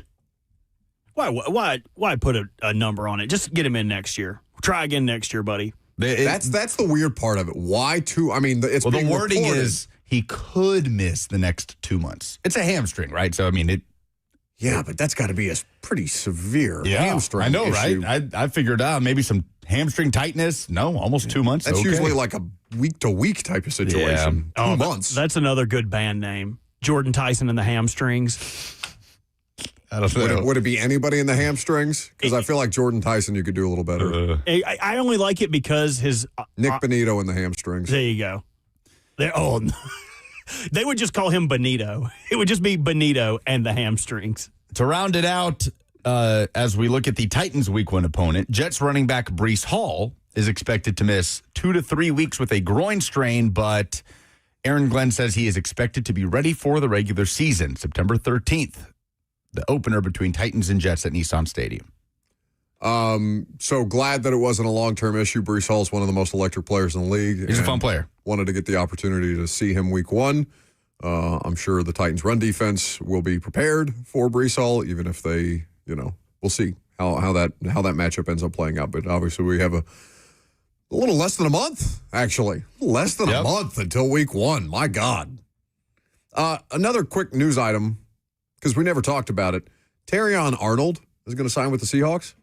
This is wild. So to me. there's an update as of like a minute ago from Rap Sheet. The Seahawks are still planning to sign cornerback Terrion Arnold, but are working through the timing, and it will take a while. Sources tell me, and Mike Garafolo, Arnold will be placed on the commissioner's exempt list when he signs, meaning he'd be ineligible to play or practice. He's facing 8 felony charges. They're saying, okay, well, if we can squeeze 5 games out of him, it's worth it. Did the news of his suspension already drop? No, that's why he's going on the exempt list first. Well, and also he wouldn't count against the roster, so Right. he's basically a free player for them. Did you see the reason why they felt so confident in signing him? No. They used Jalen Milroe as a source, teammates at Alabama, as to the type of person he is, and felt comfortable in Jalen Milroe's character profile to sign him. Yes, I like hearsay. Well, look, and Nick, to be fair, Nick Saban has also said nothing but incredibly glowing things about Terrion Arnold and his character, and had no problems at Alabama. He was Miss Terry's best friend when he was playing there. He just kidnapped a bunch of people. Yeah, it's some pretty serious charges. I feel like it's okay for him to have been a good person at Alabama and then him make a very, very bad decision, which probably should mean he shouldn't get a job right now. He's facing potentially up to, I can't remember what the exact number was, several years in prison, which means he's maybe going to get a 6-game suspension. All right, this to me is kind of like, what's the Texas Tech quarterback's name? Sorsby. This is kind of, to me, a different version of the Brendan Sorsby thing, where they're saying, oh, no, he's a gambling addict, but I swear to God, football will cure him. No, he kidnapped multiple people on accident. Not even the people that he meant to kidnap, right? That was the whole thing? He made a mistake in the people that he kidnapped? This is like saying that football will cure him. A baby will fix your relationship. No, I know we fight all the time and we hate each other's guts, but let's add a baby to the mix. A kid. Yeah. Now, somebody in the chat says, would you rather have Arnold or Flott? I would rather have Terrion Arnold on my football team. If I'm being completely honest with you, but I also understand that person probably should not be back in professional football right away.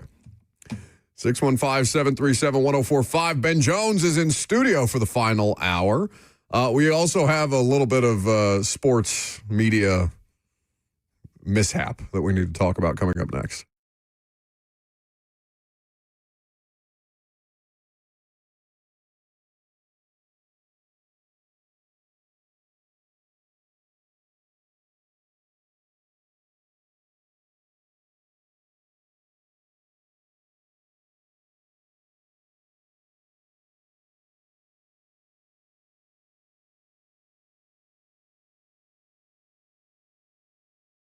The Tennessee Men's Clinic has been helping guys in Middle Tennessee for almost 20 years. Now open in Murfreesboro, serving Nashville, Franklin, Clarksville, and the borough, and so many more across Middle Tennessee. They are legit script certified.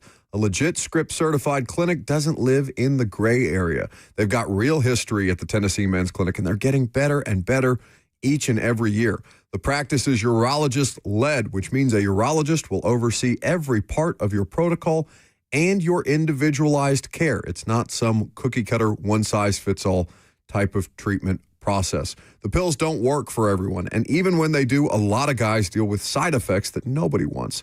If the pills haven't worked or never really did, that's exactly who the Tennessee Men's Clinic is for.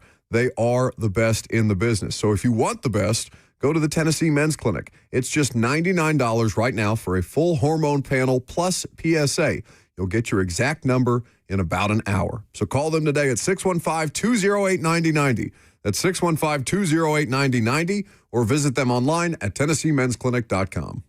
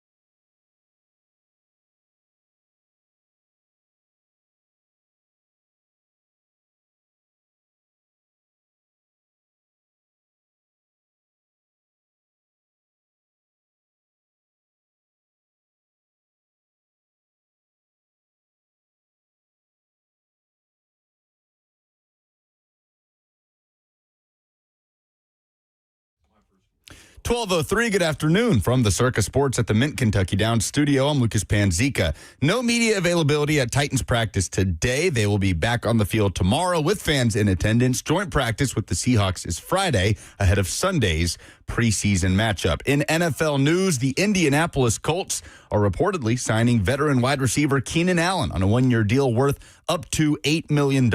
Allen going to play for his third NFL team at the age of 34. Saints rookie wideout Jordan Tyson could miss the next 2 months with a hamstring injury. According to NFL Network, Tyson was the number 8 overall pick in the draft out of Arizona State. The preseason AP poll came out on Monday. Ohio State taking the top spot, Oregon number 2, Georgia number 3, Tennessee came in ranked 20. For all your foundation repairs and waterproofing needs, visit USSTN.com. Breaking news at once on your home for the Titans and Vols. This is 104.5 The Zone.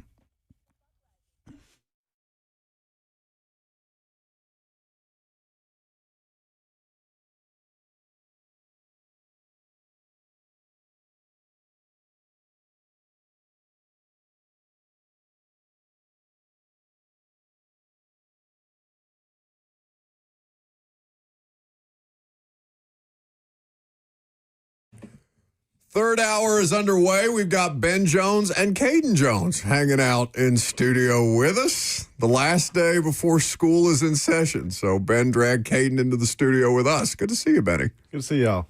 How was practice yesterday? You have a big time? It was good. I'm glad I wasn't out there in full gear. It was hot. That's among the many things that I'm sure are missed after your playing career is done. Training camp is not among them. Yeah, that's by far the worst. It's definitely a mental grind, and it was always a challenge to get mentally prepared for that. But I loved it. I loved the grind of it, and I'm glad I'm done with that phase of life. Was the Georgia Heat, the Houston Heat, or the Nashville Heat? Houston, the toughest? Yeah. Houston by far. Yeah. It's not even close. Houston is like, you can feel your skin sizzle. We practiced at 7 a.m., and it would be 100 degrees. I'm like, what in the world is going on? Sun's barely up. Yeah, no, that's not a way to live. So we'll get Ben's thoughts on the offensive line situation here in just a second. You got your first game on the sideline coming up on Sunday night. Yeah, I'll be down there. A little Titans radio action for Ben this season. You have the Seahawks preseason game. You have Cincinnati. Cincinnati at Cincinnati, and I have the Commanders at home. Okay, so 3 games this season, 2 regular season, 1 pre. Bert, should we give Ben like a word or phrase to sneak in? Maybe a little Easter egg? Why would we have Ben do that when we have another broadcaster who won't even do what we ask him to do it. I think you do. I think it's adorable that you will volunteer other people to do the thing that you are too scared to do. I do it. No, you warp things and then you make them much less funny than they actually should be, and then you say tepidly after the fact, "Look, I made a Barbie reference on the soccer broadcast." Whatever, man. This is the kind of thing this is the level of professionalism that we will lend to your broadcast career. The offensive line situation is obviously something that I want to talk to you about, but I want to start first with Fernando Carmona, who's the rookie guard coming in here this year as a 5th-round draft pick, transferred into Arkansas, has tackle and guard experience. But he is in the driver's seat for that right guard spot. What do you like? What do you see from the rookie right now? Yeah, his style of play flashes. He's athletic. He plays extremely hard. And that's what you want as a young guy. You want him to... I'm loving this. This is great. Kane's just getting comfortable. It's all right. She's not bothering anybody. She ended up making more of a mess than I do every day. I was about to got a whole bag full of stuff. No more distracting than Robert talking in my ear the entire show. The big thing is, yes, he's going to make mistakes. He's a rookie, but you can live with those mistakes if the kind of effort he's showing in practice, the kind of finish that he's playing with, those are the things that O-line coaches love, and he brings a kind of edge to it. Yes, he's going to miss some pass blocks. He's going to miss some blocks. He's going to be wrong on a couple assignments, but you can live with that if it's the style of play that you're looking for as an offensive lineman. What's that game? We're playing? Look, we just said we could handle distractions. Awesome. I'm loving it. It's great. It's a one-on-one tic-tac-toe. You're fine, Kate. This is awesome. Like brain teasers. So, what do you want to see, like, from a rookie guard in his first camp, understanding the room he's going to have to grow? What are the principal things you're looking for then for a guy like Fernando Carmona when you're watching him play? Yeah, he doesn't back down. He's going against Jeff pretty much every play in practice. He's gonna win some. If you can go out there and win versus the best, you know you're going to lose some in situational ball. Like, yes, Jeff's supposed to win when it's 1-on-1, 2-minute. He's supposed to win 3 out of 4 of those reps. If you can go out there when Jeff doesn't know run or pass in the situation and go out there and compete and hold up, which he did yesterday during practice. You sit there and watch him the whole practice. He plays solid the whole day. Yes, Jeff in 2 minutes, that is the reason why he's paid what he's paid. And if he doesn't go out there and win, you're looking at like, hey, Jeff, what you doing here? But, yeah, Jeff's going to win in those situations. When the last time you were on the show with us was at training camp, and we were talking about why this suits Jeff so well. Are you seeing that already in practice? Because he was getting a lot of wins yesterday. Yeah, and Jeff, the amount of time he runs by and you hear sack, that's Jeff. He loves the intensity. He loves how hard he's playing in practice. He's trying to get in the best shape he possibly can because he wants to be out there for more than 3 to 4 snaps. That Soller's preaching on, like, hey, we got to have a certain effort or we're getting fresh guys in there. So Jeff is the guy that's going to give it everything he has because he wants to be out there every single snap. And, yes, he is winning. He's winning more than he's losing out there. The offensive line situation is going to be a talking point all year long, 100%. And I saw a lot of wins also yesterday for Jermaine Johnson, who seemed almost exclusively to be lining up on Dan Moore. Yep. As far as Jermaine Johnson and what you're seeing from him right now, because obviously he's 2 years removed from the Achilles, I think people have a reasonable expectation he's the best pass rusher on the football team. Right now, Jermaine Johnson and the form he's in, what were your observations yesterday? And then we'll talk about Dan Moore. Yeah, he's the guy that you look at on the other team. He looks the part when he passes the eye test, when you see him every day. He's very explosive off the edge. Yes, it takes time coming back from an Achilles injury. And, yeah, he's extremely fast off the edge. He can turn the speed to power. He has all the tools. And he has been in this system before. He knows what Salah wants. He knows how to get off the rock and make plays and make that tackle, take a really fast set to block him, then he can go up and under when he's one-on-one. So he knows how to benefit from this defense. Ben Jones hanging out in studio with us on 104.5 The Zone, talking some Titans after yesterday's training camp, joint camp with the Seahawks on Friday. Keldrick Falk. How far behind a guy like Jermaine Johnson is Keldrick Falk right now? As a rookie, where Jermaine has obviously been through it. He's come back from injuries. Yeah. He's a lot more established. Where are you seeing Keldrick at this portion of camp? I think it's a different body type. He is not as quick twitch, off the edge, true pass rusher. He's a guy that you can put in, hey, they're going to put a tight end over there. He can grind out the run blocks there. He can transition on play action pass. So he's a guy that could be more effective on first and second down. When it's a true passing down, you're going to want Jermaine Johnson out there on the edge right away. I want to talk to Ben about the run game and just how important that is to get established this year. We'll do that in the next segment. But Dan Moore in particular, Ben, I think there's a lot of concern from Titans fans about Dan. And, anytime anybody starts to make that upper tier contract money, your performance gets additionally scrutinized. Your numbers are, whether they're put into correct context or taken out of context, they are very much discussed. From a technique standpoint, from all the things that you're looking for out of starting caliber left tackle, like Dan Moore is the team's starting tackle for at least the immediate, if not the foreseeable future. Yeah, when you're paying a guy that amount of money, you want a certain performance, certain leader, certain kind of demeanor every day at practice.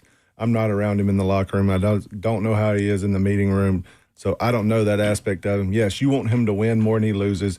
He's playing against high, talented players every single day, so you want him to win more than he loses. And in this run game, you want to see a certain style. Like, you want him put his hat on people, move people, and you got the highest paid guard right next to him. You should be able to line up and run behind those two guys or slide away from those two guys because you paid them like that. So if you're getting paid a certain way, you got to perform a certain way, and that just comes with it. It's the nature of the beast. If you want to be the best, you got to have some responsibility and kind of have that swagger about yourself. Like, yeah, I am that guy. You can leave me on the island, and we want to see more of that. Like, hey, go out there and show it this year. We need to put you over there on the island. We need to slide to the young guys and have a successful third down. We don't need to be in 3rd and long, so we can be in 3rd and 5. That's where the run game comes into play. Then that's why we got Wan'Dale there. Hey, we can 3rd and 5. You can run your choice routes, your option routes, and get those guys the ball to move the sticks. He's just an extension of the run game for us. So you're seeing the kind of thing, because we obviously talked with Wan'Dale. Wan'Dale was on the show the day that you were on. You're seeing the kind of things that you expected from him as far as the contributions that he has for the offense. Yes, his job is to move the sticks on 3rd down. If you're going to go out there and match him one-on-one, he's got to go out there and win. He's the guy that's going to be your sure guy. You're not going to come out here and match me. I know the coverage. I know your leverage. Hey, if you're playing inside leverage and man, I'm going to bite it, break out, give me the ball. I'm going to get my first down. I'm not trying to score a touchdown every time. My job is to move the sticks, and so we can go out there and make another play and extend drives. We'll talk to Ben Jones about Cam Ward, about the run game, about other things that Ben saw yesterday at practice ahead of Sunday's game against the Seahawks, preseason game against the Seahawks, coming up next.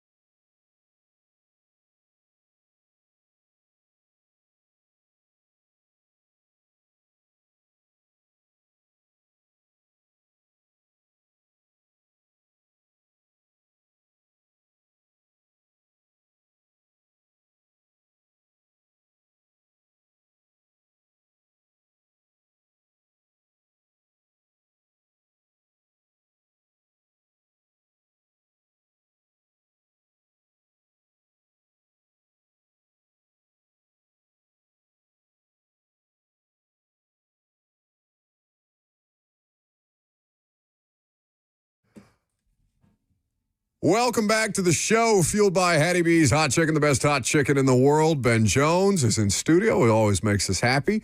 Ben, you hunt, right? Absolutely, I hunt. Okay, Robert's father is on a safari hunting trip. Love it. In Africa. Have you done one of these? I have not because of football. I've done a lot of deer, duck, quail, turkey, you name it. Around here, I'm in a deer lease. One of my buddies just texted me that he was listening down here on the deer lease. I'm a memberette, so I love it down here. You got a hunting club, Ben, and you didn't invite me? You don't pass the Dang, I don't pass the qualifications. You're not taking one of the $2 I get to shoot a year. Sorry, Rob. Dang. Okay, they got strict. We're strict. We're over there.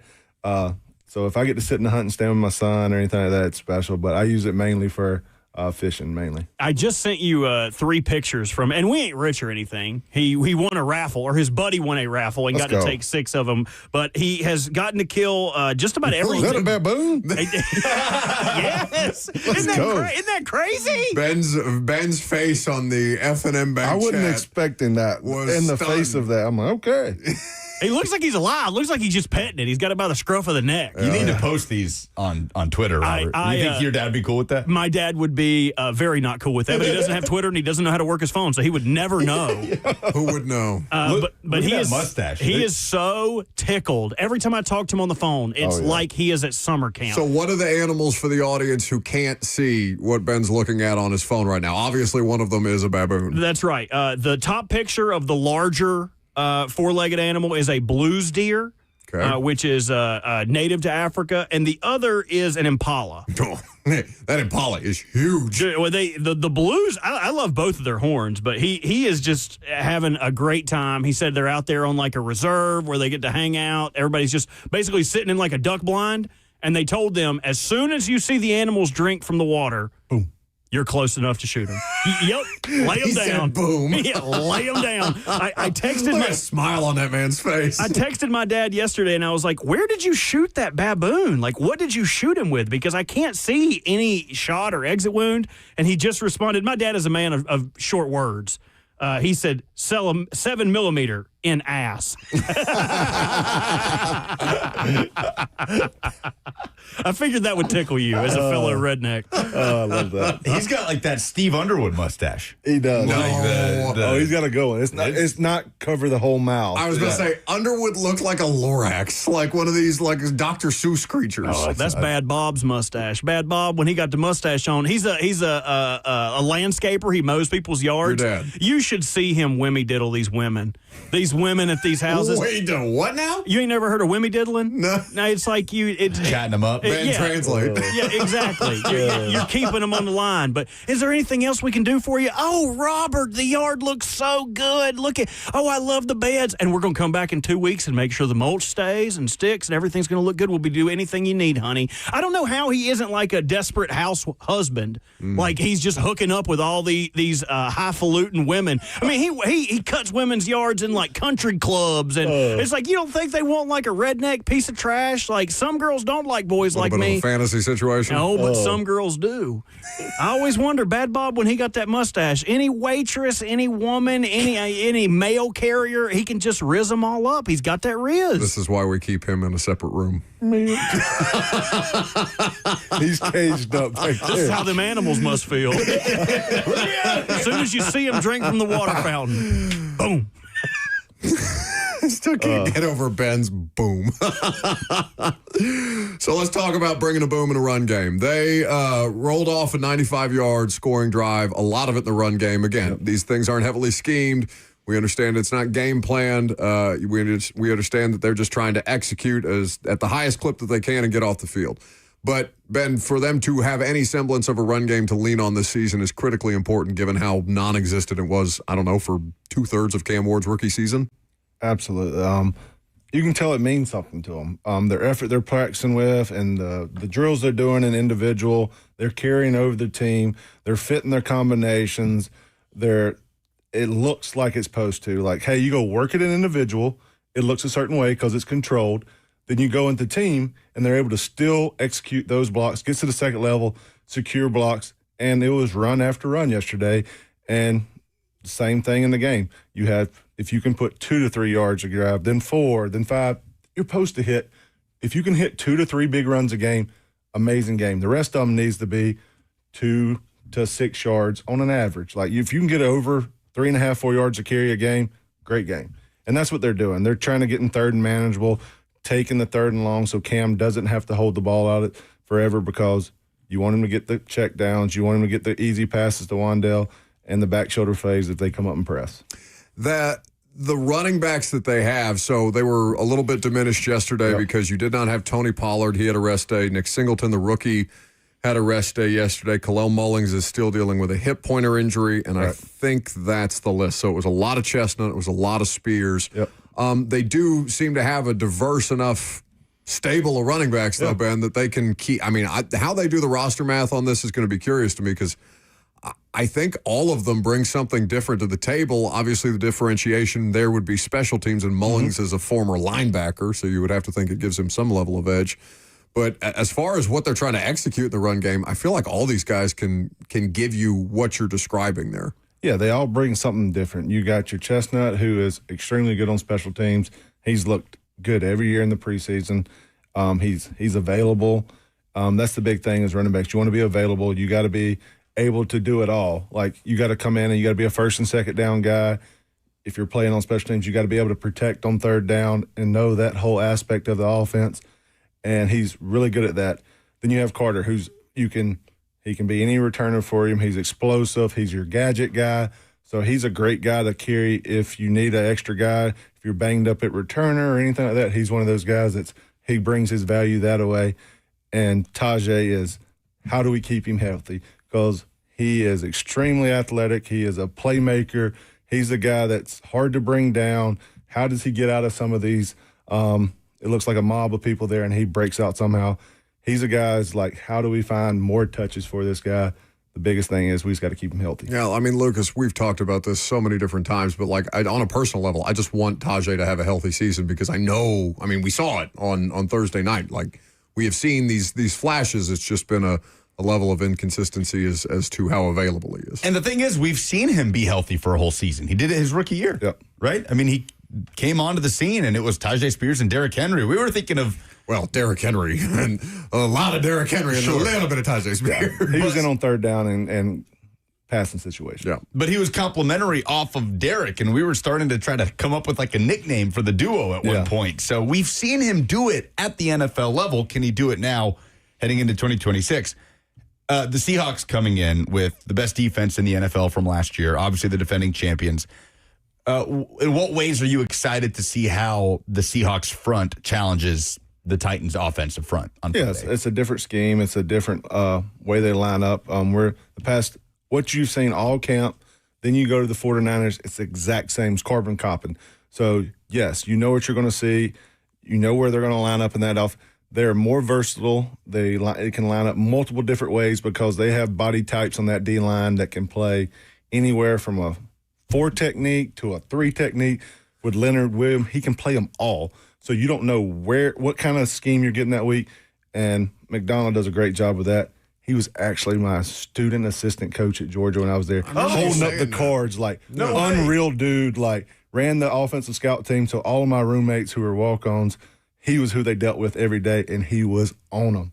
So I'm pumped for him, and I'm just happy to walk by and just say, hey, man, congratulations, and just chat him up at practice a little bit. But, yes, he is very versatile. You can tell he's been in that Ravens and Michigan when he's put his stamp on his style of defense. He's kind of blended a couple different defenses, and this is a great kind of defense to practice in camp because it's going to correlate so much during the year. So many different teams run this style. It's a multiple defense, so it's great camp practice for our O-line. Because he didn't play at Georgia, right? He was a student there. Student. Worked his tail off. So I'm happy to see somebody make that climb and do it so fast. We were having the discussion with Coach Doug Matthews the other day. He was in here telling us some Dave Cutcliffe stories. Always good. And always great when Coach is holding court. But Cutcliffe, we talked about, one of the great coaches that did not play football after high school. Mm-hmm. Mike McDonald obviously is in that discussion too. he seems to be, I try not to put too many people in the category of Sean McVay in terms of the way that he's able to diagnose a problem and then adjust to it schematically. But and defense has generally been, maybe you could speak to this, just the evolution, how much faster they've gotten, how much more quickly they're keeping up with offensive trends than it feels like ever before. Maybe that's recency bias by me or an overreaction by me, but I feel like in talking to coaches, they're constantly under duress because the defensive staffs in this league and the talent that the defensive coaches have has never been better. Right, and you got to give him credit. He knows what kind of players fit his system. Hey, if you're taking a safety and kind of playing him in a linebacker role, he knows what his style is supposed to look like. And you give his front office credit. They're going to get the players that fit his scheme and can bring his scheme alive. So it takes a lot of that relationship with coach, GM, personnel people to get it right. Because if you don't have the right guys to fit your scheme, no matter how good a coach you are, you got to have your guys. I want to ask you about Cam and what you saw from him yesterday at practice versus what the preseason game looked like. Because it just – the idea of a quarterback getting sped up, Ben, I know you've obviously worked with a variety of different quarterbacks across your career. And when we talk about quarterbacks getting sped up, what does that mean from the player's perspective? And also what does it mean for the offensive line? Because you're kind of working in a different situation if you know your quarterback is moving at a higher rate of speed than he needs to. Yeah, you want to make him calm and collected back there, knowing he can trust you on his reads. He's not having to worry about, hey, are my tackles holding up here? Am I getting pressure on the inside here? You want him to be able to make his read and be comfortable back there delivering it. You don't want him getting happy feet. You don't want him thinking, hey, I got to step up. I got to get out of here. You want to have his presence back there and him not having to worry about the line. So he's got to build that confidence right now with the O-line over the next couple of weeks so he can sit there on 3rd and 6 to 8 and deliver the ball, not have to, hey, I feel like I got to step up. Oh, I got to move. I got to get out of here. My clock is going off. You got to let him play quarterback. Because that's what he does in practice. He sits back there. He trusts it. He can't get hit in practice, but he's delivering the ball. He's making all the arm angle throws that you want to see. He's throwing it to the back shoulder of tight ends. So he's making the throws. So he has the ability. Now it's just got to translate into the game, and he's just got to, hey, take that next step. Well, and he seems to be recognizing almost I'm not going to say everything, but he seems to be recognizing almost everything they need him to.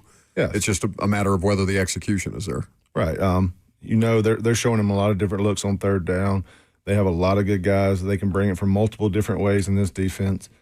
And he knows where his hots are. He's knowing where he's sliding the protection. Hey, if he guesses wrong, he knows he's got to get it to the back, which he's doing better at that. And I think just the more reps he has at it this week and the next 2 weeks is going to be big for him, just getting to see different defenses before the season.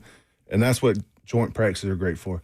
No, they can't hit you in practice, these joint practices, but you get to see every look. So if you do it wrong, you don't get killed. In the game, you put the protection wrong, you're getting punished for it. So these practices are invaluable for him, and this helps him make the next step there in the season. Carnell Tate had the play of the day. It was a shot from Cam to Carnell down the field, and he was able to hold on through not just defenders, but the ground. Now, he took a pretty good shot for it. Yeah. Got up, seemed like he was largely okay. I'm sure we'll get an update tomorrow when we're back out on the practice field, but just initial takeaways from watching Carnell Tate at practice. Yeah, he's very fluid. He's smooth. He's not scared to throw his body around because a lot of guys they say T-Rex arm when the ball's thrown over the middle. He went and made the play. The ground probably hurt him the most right there. The guy was running full speed trying to pick it off. Winston. So he's doing his job. Yes, it's some contact in there, but it's a competitive practice. I think you can tell you got a defensive-minded coach out there. He wants them to play fast. He wants them to attack the ball. That's going to happen in practice. But, yeah, he is making catches. He's running the routes. He's getting in Cam's line of sight to be able to Cam deliver the ball. Ben Jones in studio with us talking about yesterday's Titans training camp practice. Did you want to play in preseason games? And did that evolve in any way as your career went on?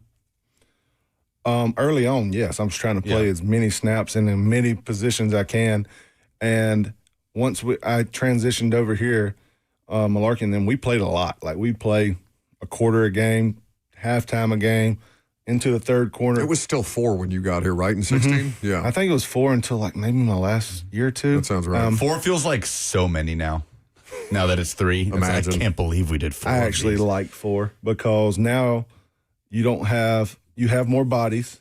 So the last game you have guys who are able to practice and get ready. So we're kind of getting ready. If you're already you're making a spot, you're kind of on your own field getting ready. And then you transition in the game. Now you have an extra week of just practice. Like you're not getting ready. So now you're getting like 2 weeks, and sometimes it's overkill. Like how many times can I sit here and watch the Jets before week 1? Like you've started now. Like I don't need 2 weeks of it. Like you're preparing for it all year. It's the first game. They have been through it through and through. It's the amount of walkthroughs. So I loved it when it was 4 because it gave guys more opportunities and your veterans can get in play shape. No matter how much you can try to simulate it in practice, you needed those reps to, hey, I want to go get a 2-minute. I wanted to see how the quarterback operated. I wanted to get a short yardage. I wanted to get some goal line runs in because I didn't want my first goal line or coming out of the backed up with my quarterback. Like, hey, is this quarterback going to, short it, pull it because he's on the 1?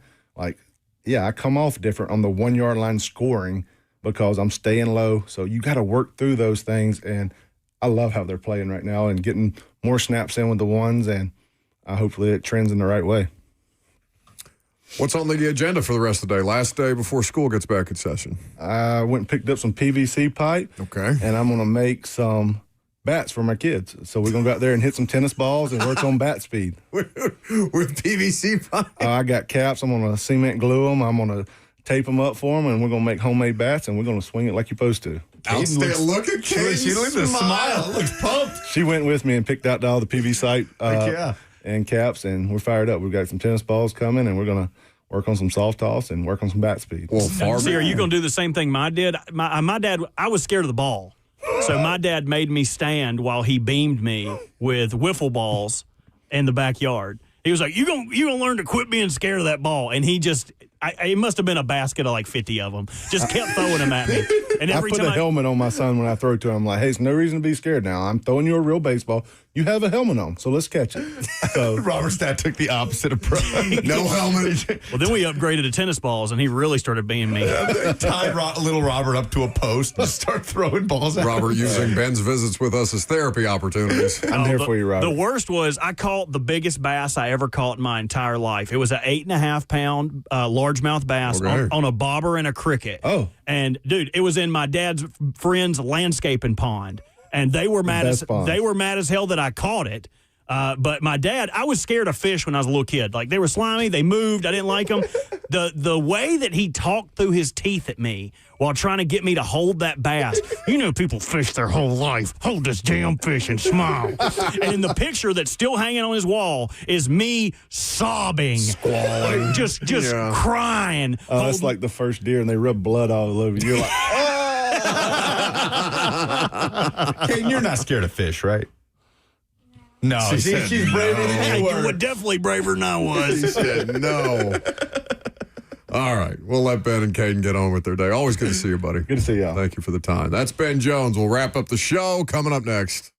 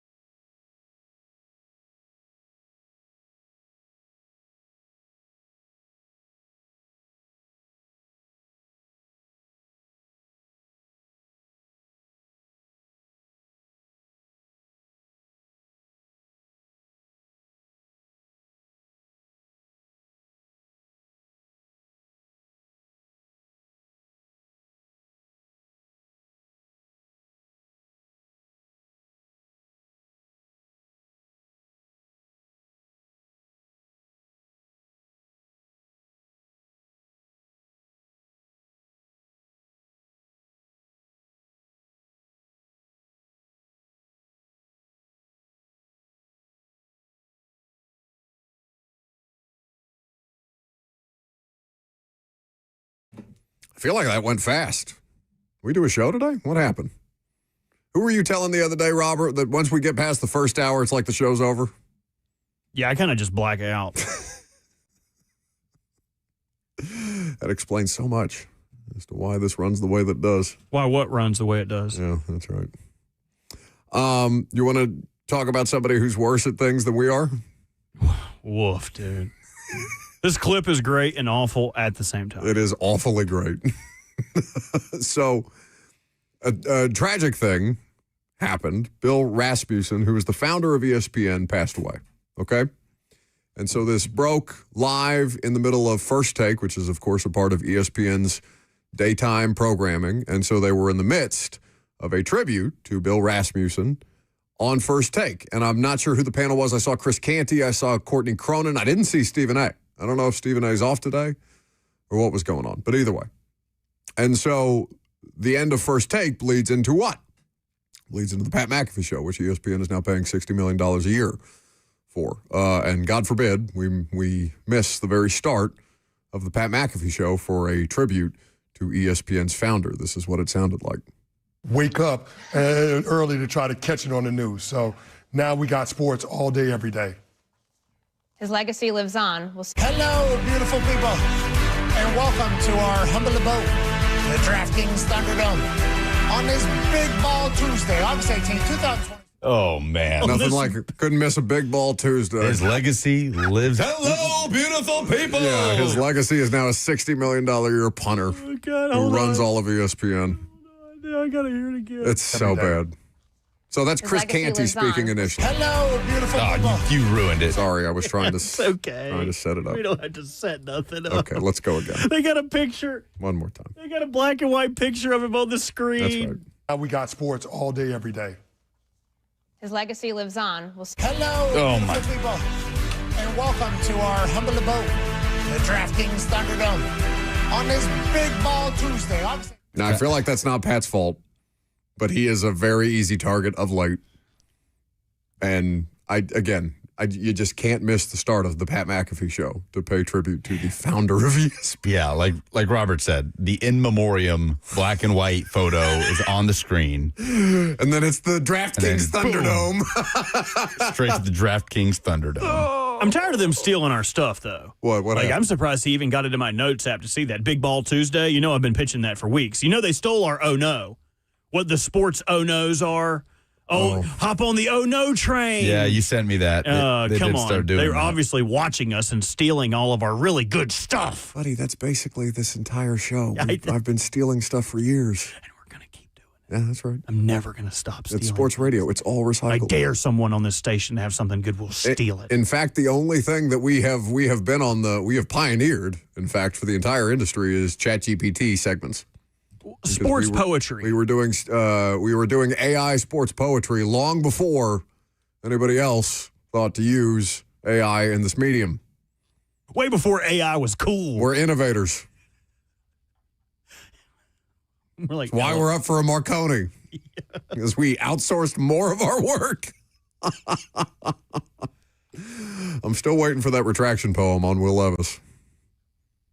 What, the reverse retraction? Didn't he apologize? Yeah, so there was the apology poem, and then I want the retraction of the apology poem. Oh, that's good. I can probably get that before the end of the show.